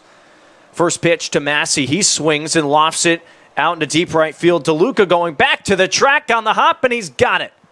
Bit of an adventure for the Red Sox right fielder, but he makes the grab for out number 1. Good contact from Massey, but a better catch from Deluca to pick up out number 1. Red Sox picking up 2 runs in the bottom of the 5th inning, both courtesy of solo shots from Nick Quintana, his first of the summer, also the first for Zach Zubia.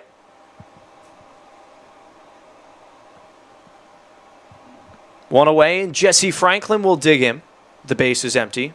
Turansky's first offering dips away for a ball. Franklin so far, 1 for 2. Grounding out to Quintana at third base to end the first inning. Then lofted an RBI double in the fourth that plated the first Brewster run. 1-0 pitch, fastball hangs high. 2-0 the count on the three-man Franklin. This Whitecaps team just praying for victories. Picked up just win number 4 a couple of days ago.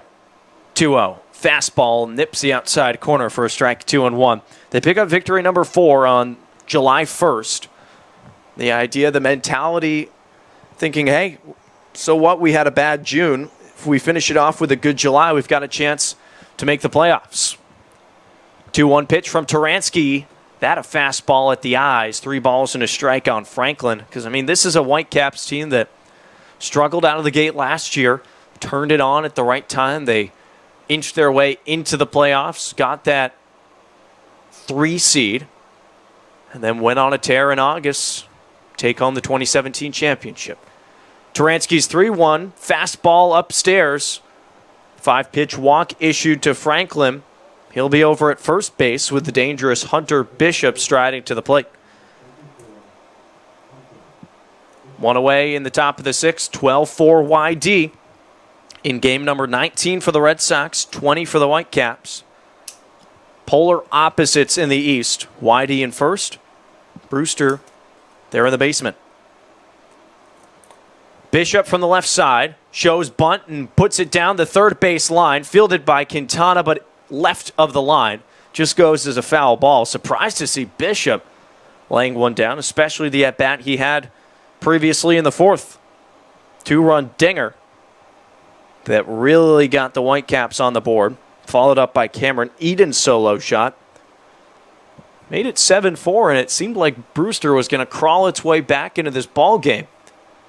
But the Red Sox have responded with 5 runs to give them an 8-run lead. Franklin off of first base. Bishop at the plate. Lefty-on-lefty matchup. Shows bunt again. This one gets away from Dyer. The bunt pulled back by Bishop. Franklin over to second base with ease. Tough break for Matt Dyer. Might have been a little bit distracted from the bat going in front of him from Bishop. Pitch was called a strike. So in a hole is Hunter, 0-2. Turansky trying to pick up out number 2 with his first strikeout. Franklin now takes his lead off of second base in scoring position. Turansky, lefty sets and deals a fastball just nicked back by Bishop to stay alive. Challenging him, the lefty center fielder for the Whitecaps. Leads Brewster with 7 runs batted in. Can pick up number 8 with a single here. Also leads the team with 25 strikeouts. Trying to avoid that as well. Turansky sets. Deals the 0-2. Swing and a miss. Strike 3. Tag applied by Dyer. First K of the afternoon for Mitch Turansky. And there's 2 away in the 6th. Filthy from Mitch. Drops it on the toughest hitter for the Whitecaps. It'll be Dom Canzone to dig in. Franklin still on second base. 12-4 lead for the Red Sox in the top of the 6th. Lefty on lefty once again. Mitch glances back at second a couple of times. Now fires home. A fastball plunks the hitter right in the back. Canzone will take first base the painful way. Now 2 aboard for Cameron Eden. Looked like that ball just slipped out of the hand of Turansky. And it puts Canzone on an empty first base, now occupied. Franklin on second.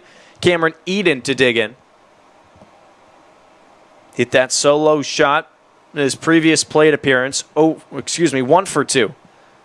Struck out looking to end the second inning. That against Nathan Wiles. He'll get his first look at Mitch Turansky here in the 6th. Tall lefty from Birmingham, Michigan. Looking in at Cameron Eden, the shortstop, with 2 on 2 outs. Here's the first pitch. Fastball that stays inside. 1-0 on the shortstop for the Whitecaps, wearing those teal uniforms. And a mound visit now for the Red Sox. Pitching coach and Matt Dyer will come in to chat with Turansky. Teal turquoise of sorts on the road uniforms for the Whitecaps. Color you can't miss. The Red Sox in their custom home whites, replicas of the Boston Red Sox uniform. Those, interestingly enough, on their caps, that YD logo taken from the Chicago White Sox. So a little bit of both of the MLB Sox teams sported here on the YD uniforms. In the top of the sixth inning, 12-4 lead for the Red Sox, a 1-0 count on Cameron Eden with 2 aboard. Turansky trying to work out of the jam. Glances back, now delivers, cut on and fouled over to the Red Sox dugout. A ball and a strike on Eden.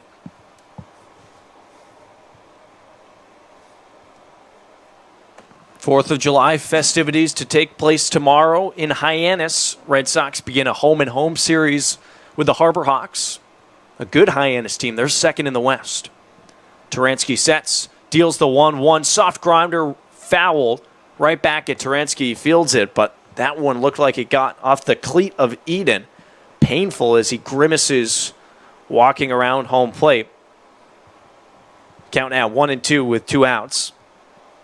Massey flew out to right. Franklin walked. Bishop struck out swinging, and then Canzone hit by the pitch. That's put runners at first and second. 2 outs. Whitey in control, up by 8. Eden will dig back in. Slightly inside-out stance from the right side. Turansky setting at the chest. And deals the 1-2. Lofted out into left field. This one sends Cotton back on his horse, looking up at the fence, and it's gone! A 3-run home run for Cameron Eden, his second of the ball game. The Whitecaps keep fighting back. It's now 12-7 YD. A 3-run homer from Cameron Eden. Just his second of the season, his second of the day, and that clears the base paths. Turansky just let that one hang a bit too much. Eden made no mistake. This ball game just keeps getting closer and closer. Every time it looks like YD's going to just charge away with this and cruise to victory, Whitecaps have come storming back. Justin Ammons will bat from the left side with 2 outs. No one on base in the top of the 6th. Turansky fires in, strike 1 on the outside corner with a fastball. Ammons 1 for 2 today, singling in the 3rd inning. The first hit that was allowed by Nathan Wiles, just a soft grounder through the right side. And then also grounded out to Campbell. 0-1 pitch. This nabs the outside corner. Quickly 0-2 on the 7-man for the Whitecaps. Already 3 runs plated for Brewster, courtesy of Cameron Eden's second home run of the afternoon. Turansky along looking at Dyer. Now comes set. 0-2 pitch. Fastball outside. No offering from Ammons. Lays off of it to stay alive in the count.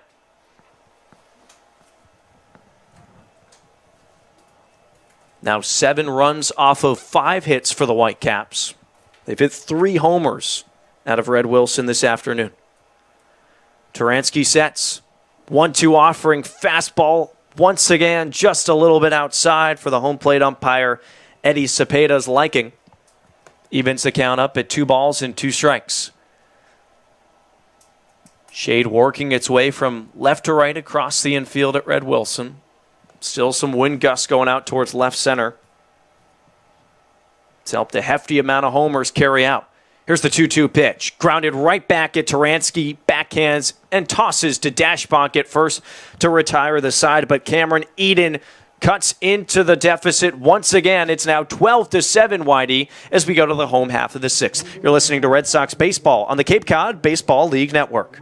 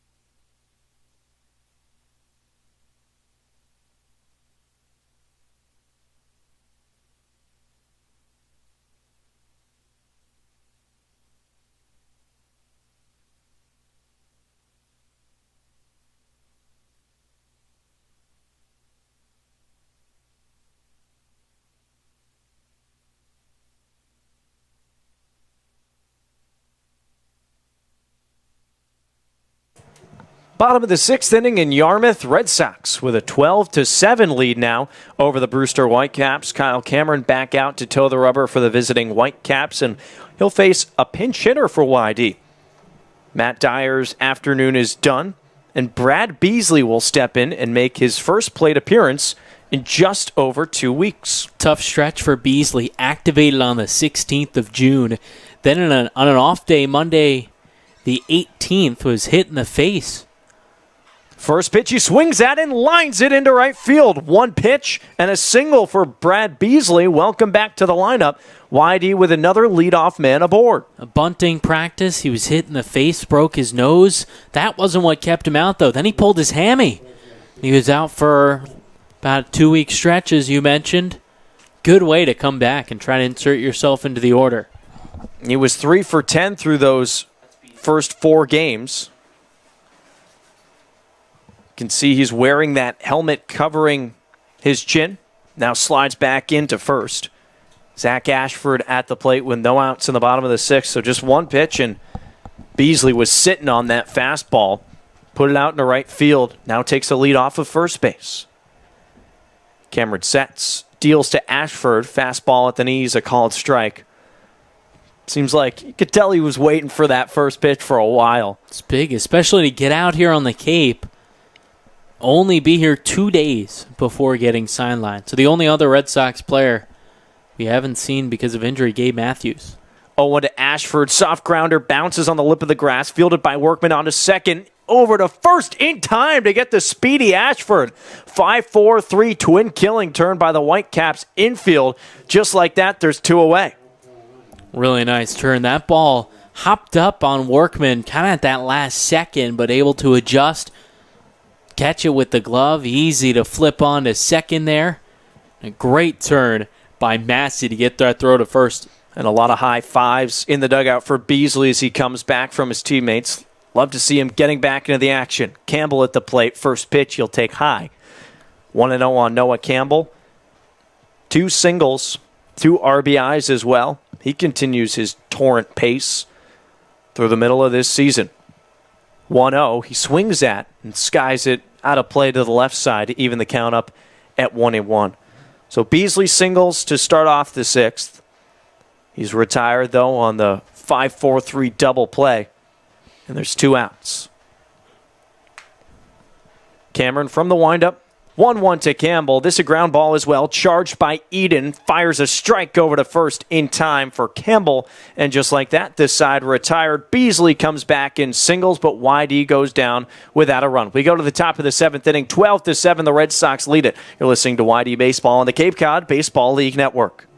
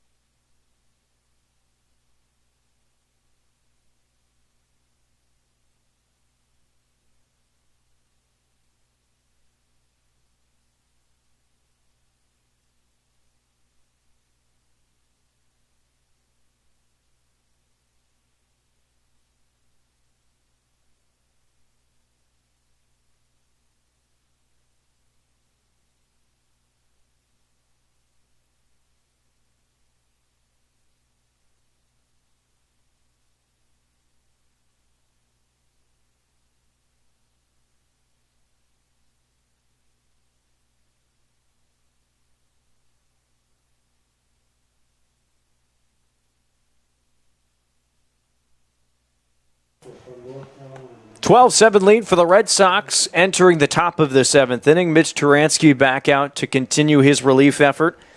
He'll face the bottom of the order for Brewster. 8, 9, and 1, beginning with Brandon Martorano batting from the right side against the lefty Turansky. Lefty from the stretch fires home, swing and a miss from the catcher today for the Whitecaps. So YD couldn't get any runs in the bottom of the sixth. Just the second inning that they haven't played at a run. Shows you how consistent the offense has been so far. Here's the 0-1 from Turansky. Grounded over to third base. Quintana up with it. Fires across the diamond. Dashbach leans down and makes the catch. Fantastic job by the Red Sox first baseman to make it a 5-3. Boy, sun shining right in the eyes of Dash. I think he had a real tough job there picking up that ball, and that's why you saw him kind of slowly bend down and try to find that baseball. Quintana didn't really make it easy for him. A long throw, surely, for Nick, but that one was low in the dirt. Nonetheless, one away. Gage Workman will dig in. Batting from the right side against the lefty Turansky. First pitch on the way, right down the middle for a strike. Red Sox scoring 4 in the first, 3 in the third, 3 in the fourth, and then 2 runs in the fifth inning as well. They've built 12 off of just 13 hits. Turansky long look in, fires the 0-1, bounces in the dirt, recollected by Vito Fresia, now the catcher for the Red Sox. Luke Weddell also will come in. He'll sub out Noah Campbell at second base, and Brad Beasley, first action in the field in over 2 weeks. He's out and right now. 1-1 count on the 9-man Workman. Here's the pitch. Off speed, and he swings through it. Ball and 2 strikes. Workman struck out looking back in the fifth. Grounded out into a 4-6-3 double play that ended the third inning. Trying to reach base for the first time here in the seventh. Turansky gets the signs from Fresia. Comes set. And the 1-2. Fastball paints the outside corner. Called strike 3. Workman goes down by way of the K. And there's 2 outs in the top of the seventh. Turansky has done a nice job again bouncing back. YD pitchers have been tested tonight. I mean, the offense has been there, but they've also allowed 7 runs, and each has been put to the test. Wiles was able to bounce back after a rough fourth, and now Turansky doing a nice job after the tough 6th inning. Ray Alejo at the dish. He'll take ball 1 in the dirt. 2 away in the top of the seventh. No one on base. Red Sox up by 5. Alejo hitless today, 0 for 3. Fly out, a line out, and a strikeout victim in the fourth. Turansky leg kick, 1-0. This away, 2-0 the count on the leadoff man for the Whitecaps.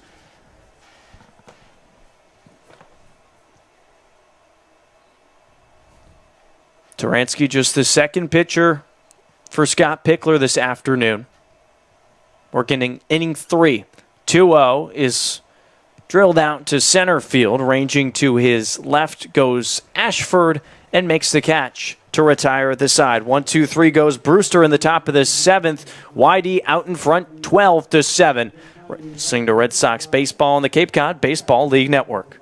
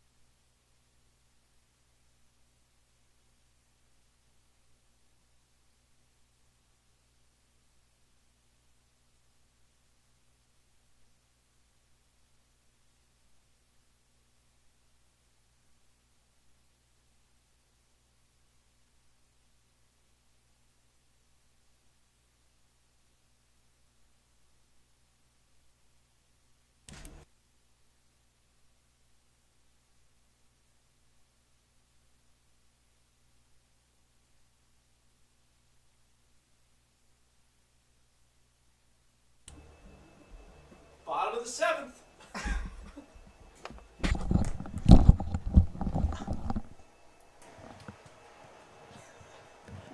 12-7 lead for the Red Sox as we go to the home half of the seventh inning. Andrew Dashbach will dig in against Kyle Cameron.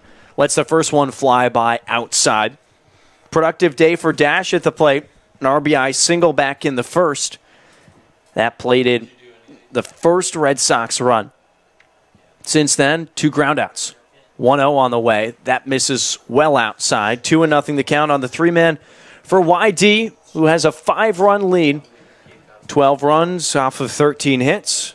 Respectively, the Whitecaps have 7 runs off of 5. They've also hit 3 homers. Cameron, the righty, to Dashbach. He drills this one to the left side. Workman up with it, throws across the diamond, just a step in front of Dashbach for the first out of the inning. And Quinn Cotton will stride up. Here for the Red Sox, this point in the game, you just want to keep the line moving. I mean, sure you want to score some more runs, but keep this ball game moving, especially with no lights on the field. Probably only about an hour left of play. Quinn Cotton at the plate. 1 out, no one on base. Cameron from the windup deals, and Cotton nicks it to the backstop. Just the 1 hit so far for Quinn. That came back in the first, the RBI single. Also advanced and scored on an E6 in the 4th inning. Having some fun here as the Red Sox explode offensively on a Tuesday. 0-1 to Cotton. He lays off of that tailing fastball away. Ball and a strike to the 4-man. We've talked about it a few times. Home and home with the Harbor Hawks coming up on the 4th of July tomorrow. Be back at Red Wilson on Thursday. 1-1 to Cotton. He swings and hits it hard to Workman, who has it, spins, throws across in time. Fantastic job from Gage Workman, all in one motion, and there's 2 away. Terrific job there, going toward his left into the hole there, gloving that one, and I think you described it perfectly, all in one motion, spinning and throwing on his way. Workman has done a nice job tonight in a ball game that the rest of the Whitecaps probably want to forget. David Hamilton trying to salvage something here in the bottom of the 7th. Righty on lefty matchup with the reliever Kyle Cameron. First pitch, spoiled off to the left. Hamilton picking up another hit today. Got his first in a YD uniform on Sunday against the Gatemen. He scored 2 runs as well. 0-1. Fastball right down the middle, connecting for a strike. 0-2 on the Texas product, and Cameron just 1 pitch away from working a 1-2-3 inning. Righty deals. Fastball called strike 3, painting the outside corner, and YD is retired. We're through 7 full from Red Wilson. 12-7 the lead for the Red Sox. You're listening to YD Baseball on the Cape Cod Baseball League Network.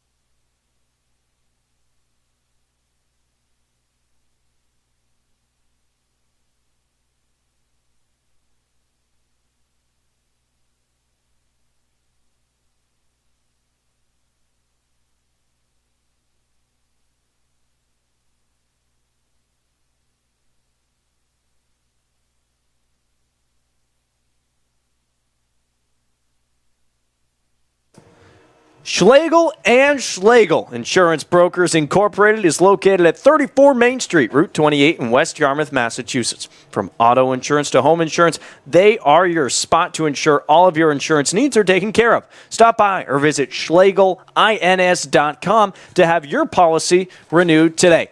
Dana Gray and Brandon Pelter with you as we enter the top of the 8th inning from Red Wilson. 12-7 the advantage for the Red Sox over the Brewster Whitecaps in meeting 2 of 6 for this regular season of the 2018 summer.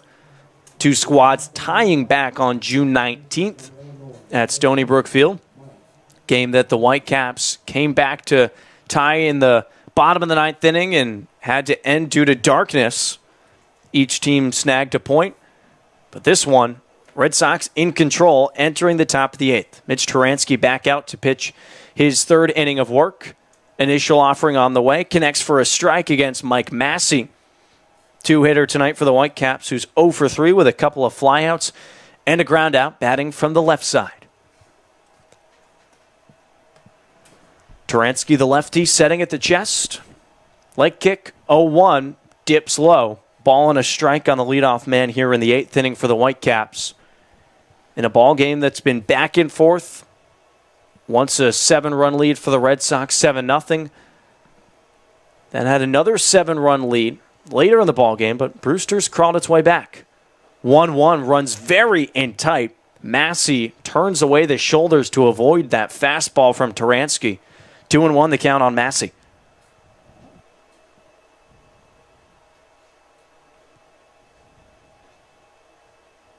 Turansky working with Vito Fresia now behind the plate. 2-1 offering is lined foul over the stands on the left side.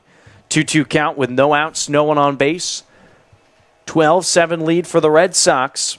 Hoping for victory number 11 and to control sole possession of that first place spot in the East. They've had it now for a few days. 3-point advantage over the Mariners and 4 points over the Anglers. 2-2 to Massey. He pops this one up on the infield. Luke Weddell, the new second baseman's got it for the first out of the inning. One away in the 8th inning. Jesse Franklin to step up. For YD pitchers, really, it's only been Mitch Turansky outside Nathan Wiles. After we saw the Red Sox jump out to that lead, they should be attacking here late in this game. Team of 5-run lead. Sure, you don't want to give it up, but come right after the hitters here. I think that's what we've seen from Mitch Turansky, and he's looked really good so far. Extended innings from the Michigan State kid. Facing Franklin, first pitch, he swings and rockets it right back to the backstop. 0-1 on Franklin, who doubled back in the 4th. Probably the hardest hit baseball from the Whitecaps offense. Even though they have hit a few home runs, this one was just roped. Brought in a run as well. Since then, he's walked and was stranded at third. 0-1, off speed and away. Ball and a strike on the 3-man with 1 out and no one on base in the top of the 8th inning.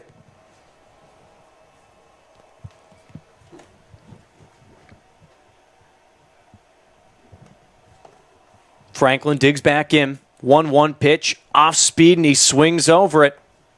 Ball and 2 strikes on Jesse Franklin. Mitch Turansky pulling the strings on the verge of strikeout number 3. Longest he's pitched into a game before today, 2 innings against Wareham.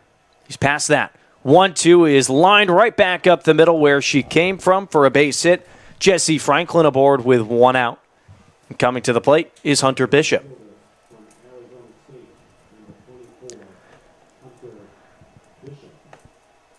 Bishop will dig in, having already hit that big 2-run bomb back in the 4th inning.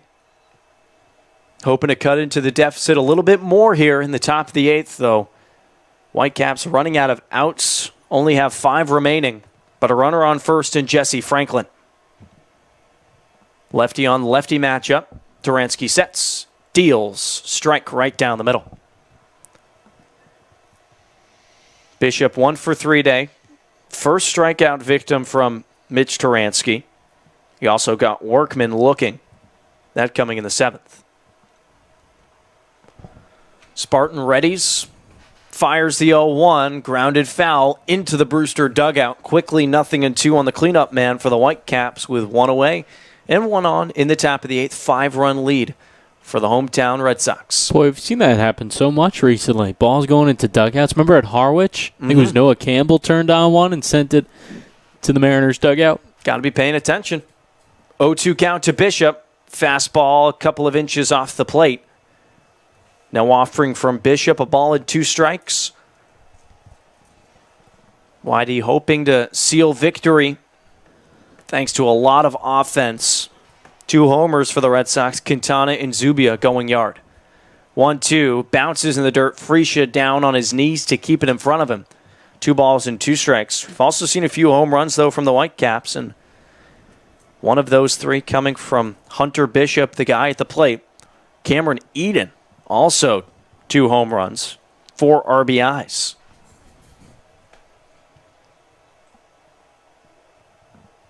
Franklin off of first. 2-2 pitch to Bishop. He lays off of it, and it stays high. 3 balls, 2 strikes on the dangerous Hunter Bishop.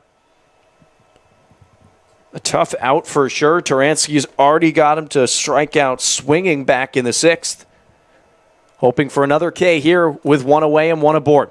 Payoff pitch, swing and a miss, strike 3. Bishop goes down, puts the bat over his knee. He's frustrated. Second time that Taransky has got him, and there's 2 outs in the top of the 8th.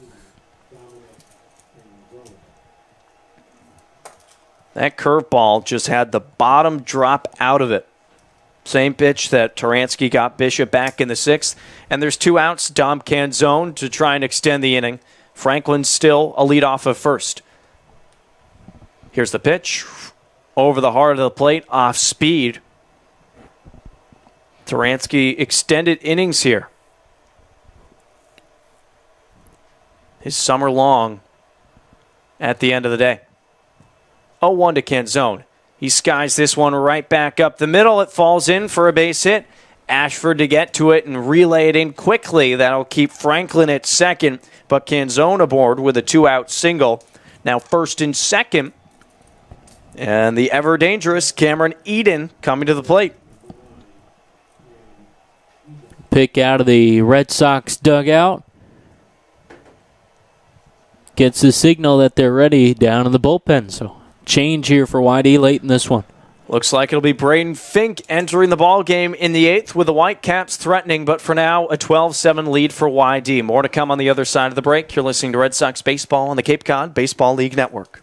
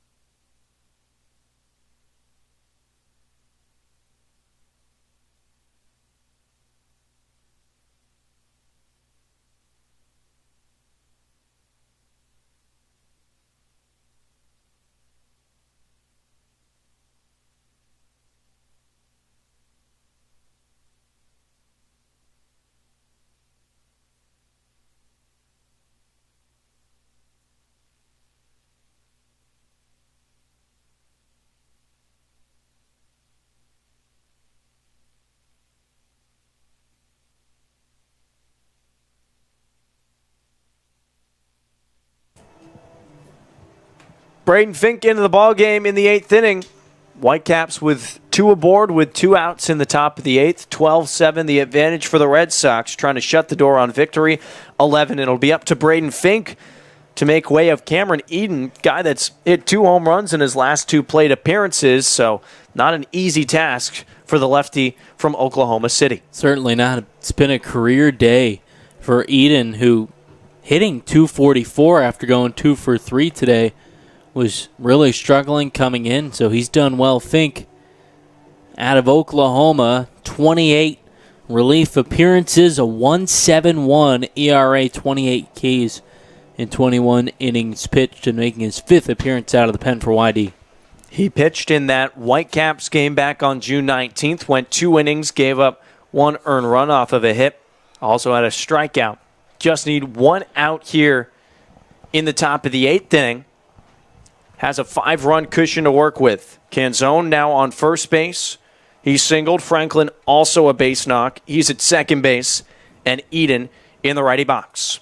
Lefty Fink comes set above the belt. Looks back at second and delivers, cut on, fouled back. Strike 1. You mentioned appearance number 5, a 3.37 ERA through those 4 games. 8 innings pitched, 7 strikeouts, and 5 walks given up.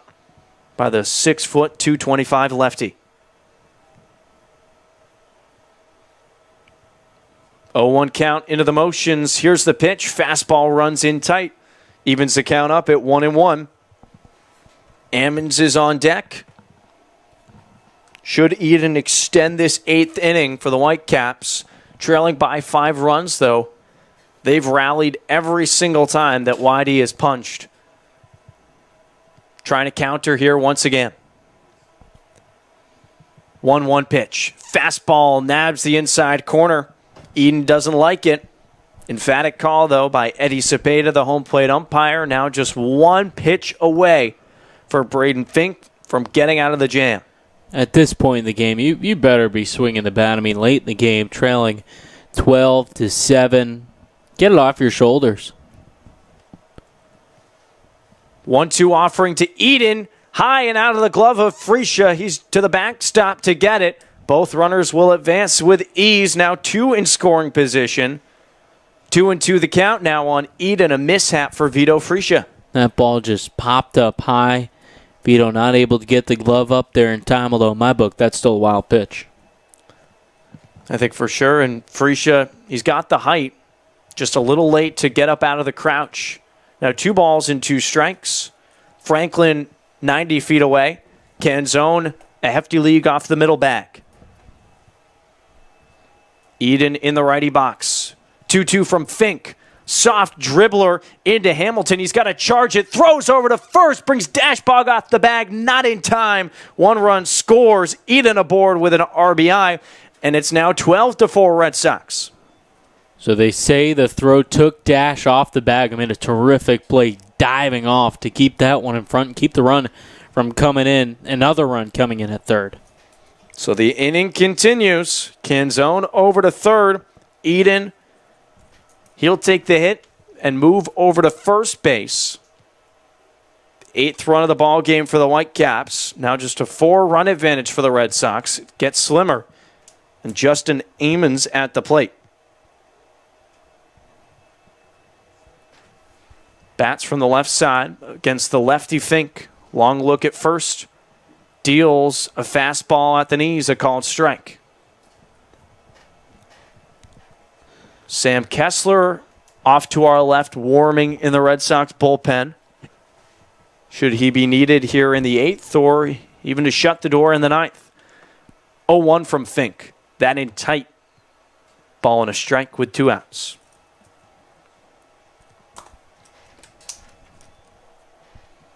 Franklin comes in to score. Canzone over to third. Cameron Eden now at first base.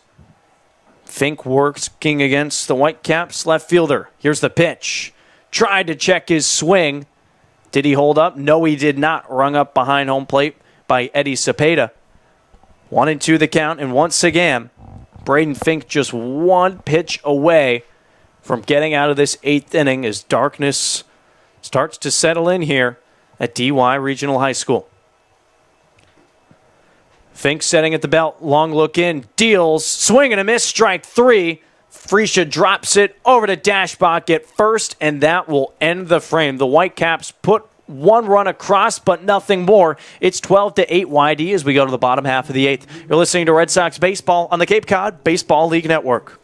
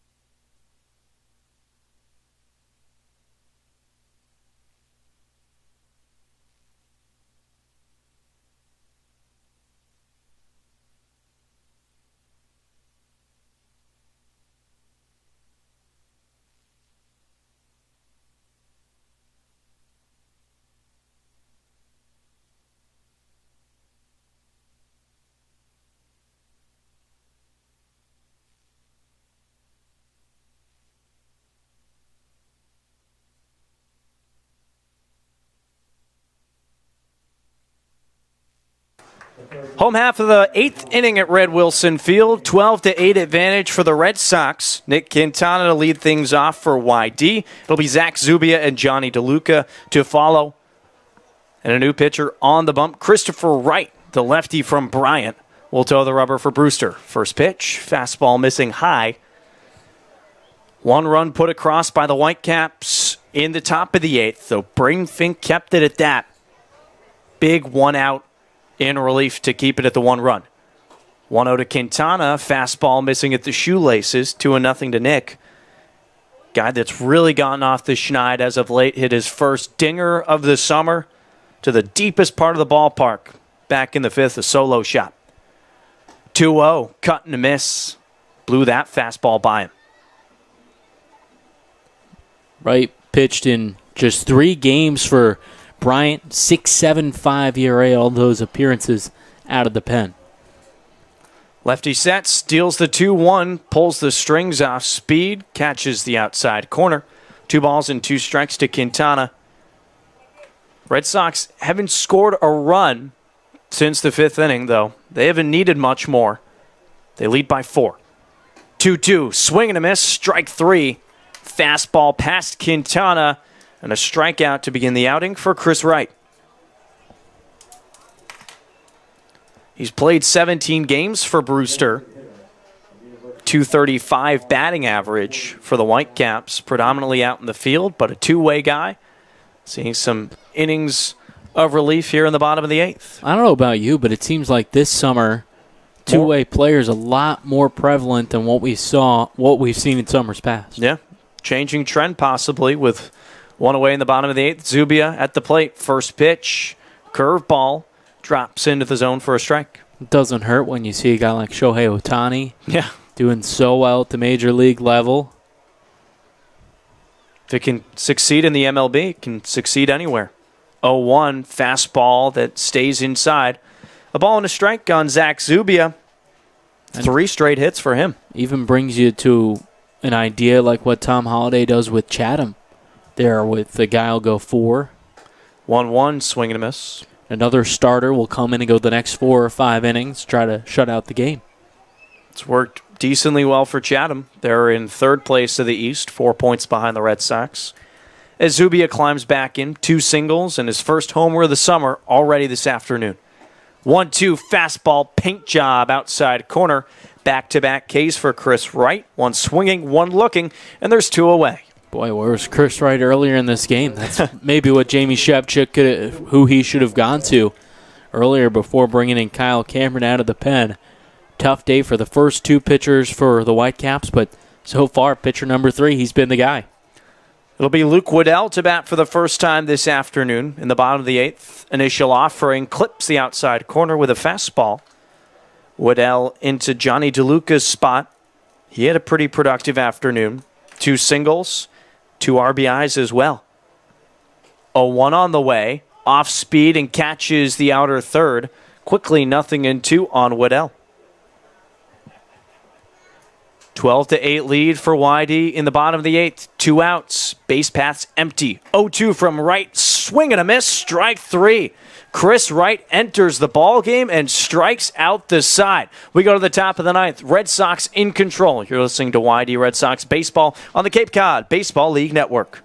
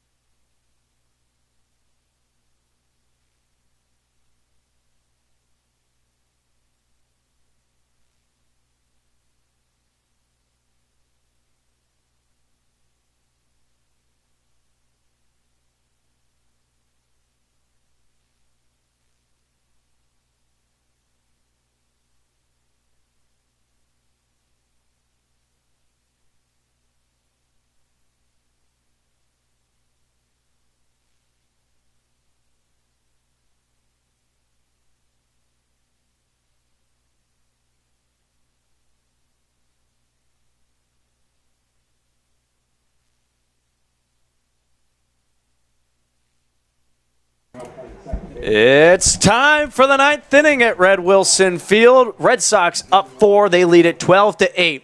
3 more outs remaining for the Whitecaps. 3 more opportunities for Braden Fink to put his stamp on this ball game and close it out for YD. Came in, get 1 out in the top of the 8th inning. Got Ammons to strike out. Now faces Brendan Martorano and Gage Workman. Ray Alejo expected. Lefty on righty to begin the 9th inning.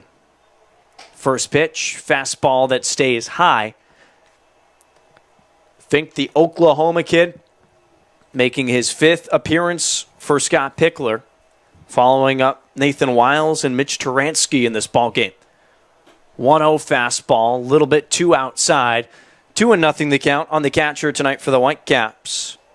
Brandon 0 for 3 with a fly out to right field and a couple of ground outs to Nick Quintana at third.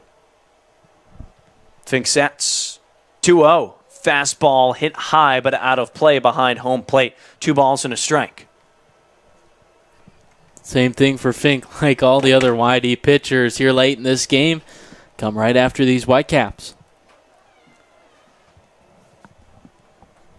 2 balls, 1 strike on the 8-man for Brewster. Here's the pitch. Fastball driven deep out to center field. Ashford going back, and you could forget about that one. Into the trees, a solo shot for Brandon Martorano. Just like that, it's a 3-run ball game in the 9th. There, I think for Fink, maybe he heard me a little too much. Left that ball well out over the plate. Fink sending that one to straight away center field. But still, take a deep breath. Got 3 outs to go, and you're out of this one. Just the 2nd hit of the summer for Brandon and the first home run. It comes in the top of the 9th. 12-9 the lead. Molfetta in to pinch hit. Tries to lay down the bunt, and it hits his body. Christian Molfetta, one of the returners to this Whitecaps team. And he'll bat in the 9-hole for Gage Workman, and no surprise there that Jamie Shevchik makes the change. Workman had grounded into a double play and struck out looking twice.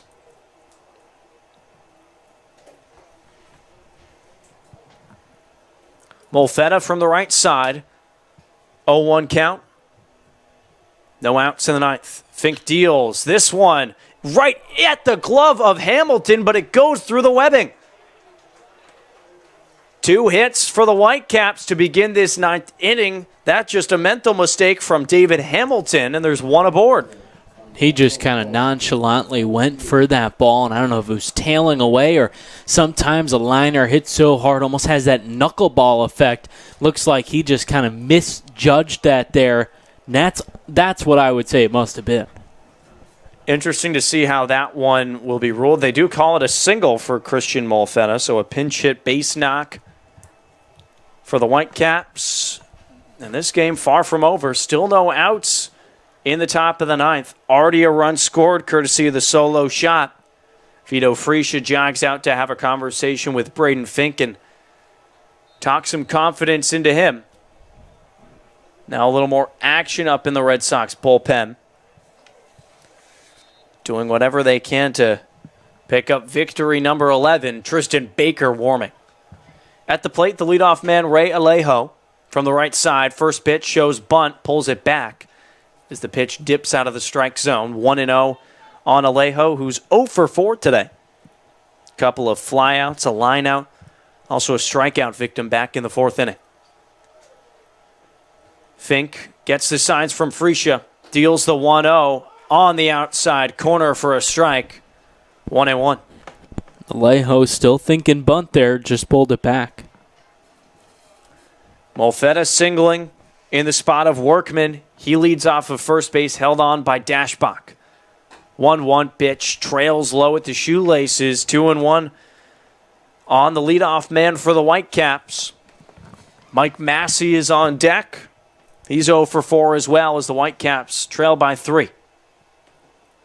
Fink sets 2-1 on the ground to Koss at second. Over to Hamilton for 1. Bounces it over to first, and that gets away from Dashbach. Cruising into second will go Alejo as the ball goes out of play. But the Red Sox do get the first out of the ninth inning. So think Alejo is going to reach on the fielder's choice, and then he advances to second base on the E6. Tough ninth inning for David Hamilton. Has that liner go right through his glove. Errant throw to Dashbach at first puts Alejo into scoring position, and Scott Pickler across the third base line, possibly making a change. Tristan Baker has been throwing in foul territory in the bullpen for the Red Sox for a few minutes now. Scott Pickler will converge with the entire infield just to make sure everyone's on the same page and probably buy Baker a few more minutes. Heck, this is a save situation now. 3-run ball game. It just seems like Whitey has been in so much control that it can't possibly be so close, but it's what we got. Pick still talking things over. Now the call to the bullpen has been made. It will be Tristan Baker's ball game to finish. We'll see if he can close it out in the ninth. On the other side of the break, you're listening to Red Sox Baseball on the Cape Cod Baseball League Network.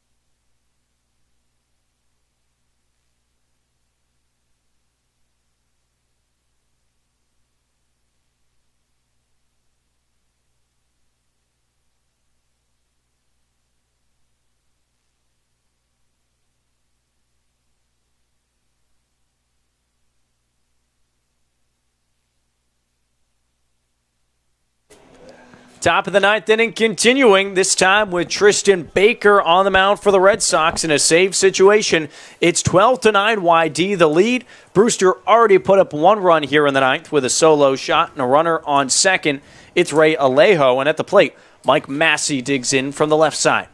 Facing the lefty, Baker starts him off speed just outside, says home plate umpire Eddie Cepeda. And Baker with appearance number 7 on the summer. He's been one of those go-to guys for pick. Really led the way for this bullpen. 5'11", 185 on the bump. Offers home again and misses outside. 2-0 on the two-man Mike Massey. And if you remember, Baker was the guy that was out in the ninth inning at Stony Brook Field against the Whitecaps in that 4-4 tie. He gave up that costly run that forced the tie. 2-0 pitch to Massey, comes inside and hits him. It'll be 2 aboard with only 1 out, and the heart of the Whitecaps order coming to the plate. Jesse Franklin will dig in, but 2 runners on, and the tying run at the plate. Well, if you're looking for a positive, the double play ball's now in order with the force at any base but home. Baker with a 2.45 ERA.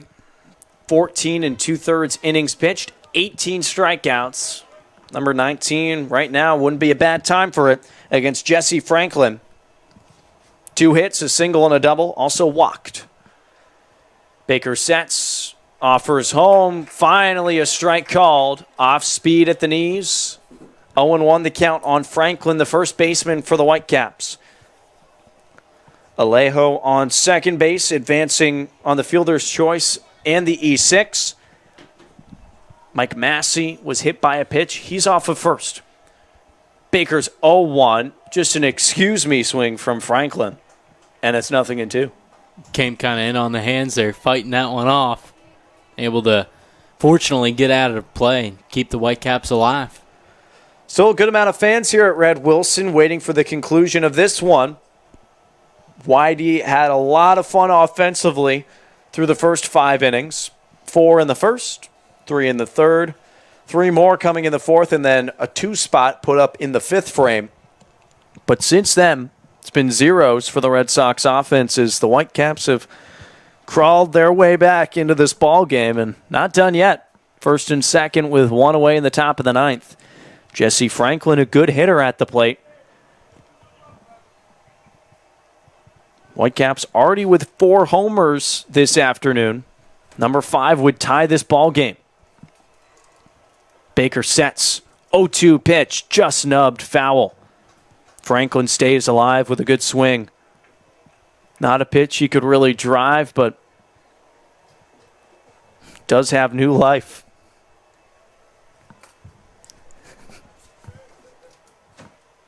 First and second, 1 out. Franklin, the lefty, facing the lefty Baker. Glances at second. Takes another and fires home the 0-2. This one driven out into the gap in right center field. Ashford to get to it. Being waved around third is Alejo. No play at the plate. It's a 2-run ball game thanks to the RBI single from Jesse Franklin. I think that the Whitey team needs to do a little bit better job of communicating. Koss might have a play at the plate there. And now Hunter Bishop digs in. One of the best hitters for this Whitecaps team. Already a home run. A 2-run shot that came back in the 4th. Now just a 12-10 lead for the Red Sox. Baker trying to close the door. Lefty sets to the belt. Comes home. This one popped up on the infield. Infield fly rule in effect. Baker under it, and they'll just let it fall. Infield fly rule was already called, so it is an out. Some fans in the stands that don't know baseball too well freaking out a little bit for a couple of seconds. That's exactly right. But it's okay, guys. There's 2 away. 2 outs. Yeah, that's exactly right. The field umpire, Tyler Bullock, immediately calling that infield fly rule. No doubt about it. Dom Canzone now with 2 outs in the 9th inning will plate. Tying run is at first base, represented by Jesse Franklin. Mike Massey has a lead off of second. Lefty Baker fires home, misses away with a fastball to start off the at-bat against the designated hitter for the Whitecaps. 1 for 3 today with a single in the 8th. Was also hit by a pitch. Came around to score in the 6th. Baker in a big spot in the top of the 9th. Looks back, fires home the 1-0. Fouled off in and out of the glove of Freesia. Ball and a strike. Cameron Eden is on deck. 3 for 4 day for him with 2 homers. Though Baker hoping he doesn't have to face him. He's got a 1-ball, 1-strike count on Dom Canzone with 2 outs in the 9th. 2-run lead for the Red Sox. Baker into the motions, 1-2, trickles away. Moving right to left is Freesia to keep it in front of him and keep that tying run from advancing into scoring position. Yeah, that huge there. Nice job by Freesia behind the dish. Baker, the Western Carolina product, gets the signs from Freesia, the Hofstra kid. They agree. And Baker comes set right below the belt. Here's the 2-1 pitch. Fastball in tight. Just an inch away from touching the jersey of Canzone. That would have made him loaded. Luckily for Baker, it's just a ball. 3-1 with 2 outs. Massey off of second base. Franklin off of first. Darkness falling at Red Wilson, and time called by Dom Canzone. For a moment, he'll dig back in, trying to help continue this 9th inning for the Whitecaps. Baker sets. 3-1, soft grounder back to Baker. He fields, throws across the diamond, and they got him! The stretch from Dashbach into fair territory, and that will do it. The Whitecaps rally comes up just short in the 9th inning, and the Red Sox win it 12-10. What a play. We've seen the YD pitchers make some incredibly athletic plays there. That one, chopper up the first base side and was able to get to it somehow, spun and made the just about perfect throw. So the story of this one is offense. Red Sox put across 12 runs off of 13 hits. All of those 12 runs coming in the first 5 innings, but a couple of big swings for a couple of Red Sox players. No more important than Nick Quintana's solo homer. And you mentioned it at the time, Brendan. It didn't play like a big run then at the time, but looking at the scoreboard now, surely good that Quintana and Zubia hit those back-to-back homers. No doubt about that. That's why you keep the offense churning. That's why you don't take your foot off the gas pedal, because you'll never know what situation you end up. I mean, imagine if YD, after the 3rd inning in that 7-0 lead, sat back. Brewster responded with 4 runs, and they just kept fighting. I think you really have to tip your cap to this Whitecaps team that has had a slow start to the season, but they've proven, I think, tonight and through some other close games as of late that you can't overlook the Whitecaps. Red Sox continue on into first place. They're now 11-6-2 with 24 points. That's tied for the best across the Cape with Wareham in action right now. And the Whitecaps fall to 4-14-2. They stay in the basement of the Eastern Division. Red Sox back in action tomorrow at McKeon Park. Begin the home-and-home series with the Hyannis Harbor Hawks the 4th of July. Should be a really, really fun day. Lots of festivities, fireworks to come at McKeon Park, and YD looks to make it 4 in a row tomorrow. But for now, the final from Red Wilson, 12-10. The Red Sox win it. For Brandon Pelter, I'm Dana Gray saying so long. Enjoy the rest of your July 3rd. We'll see you for the 4th tomorrow afternoon.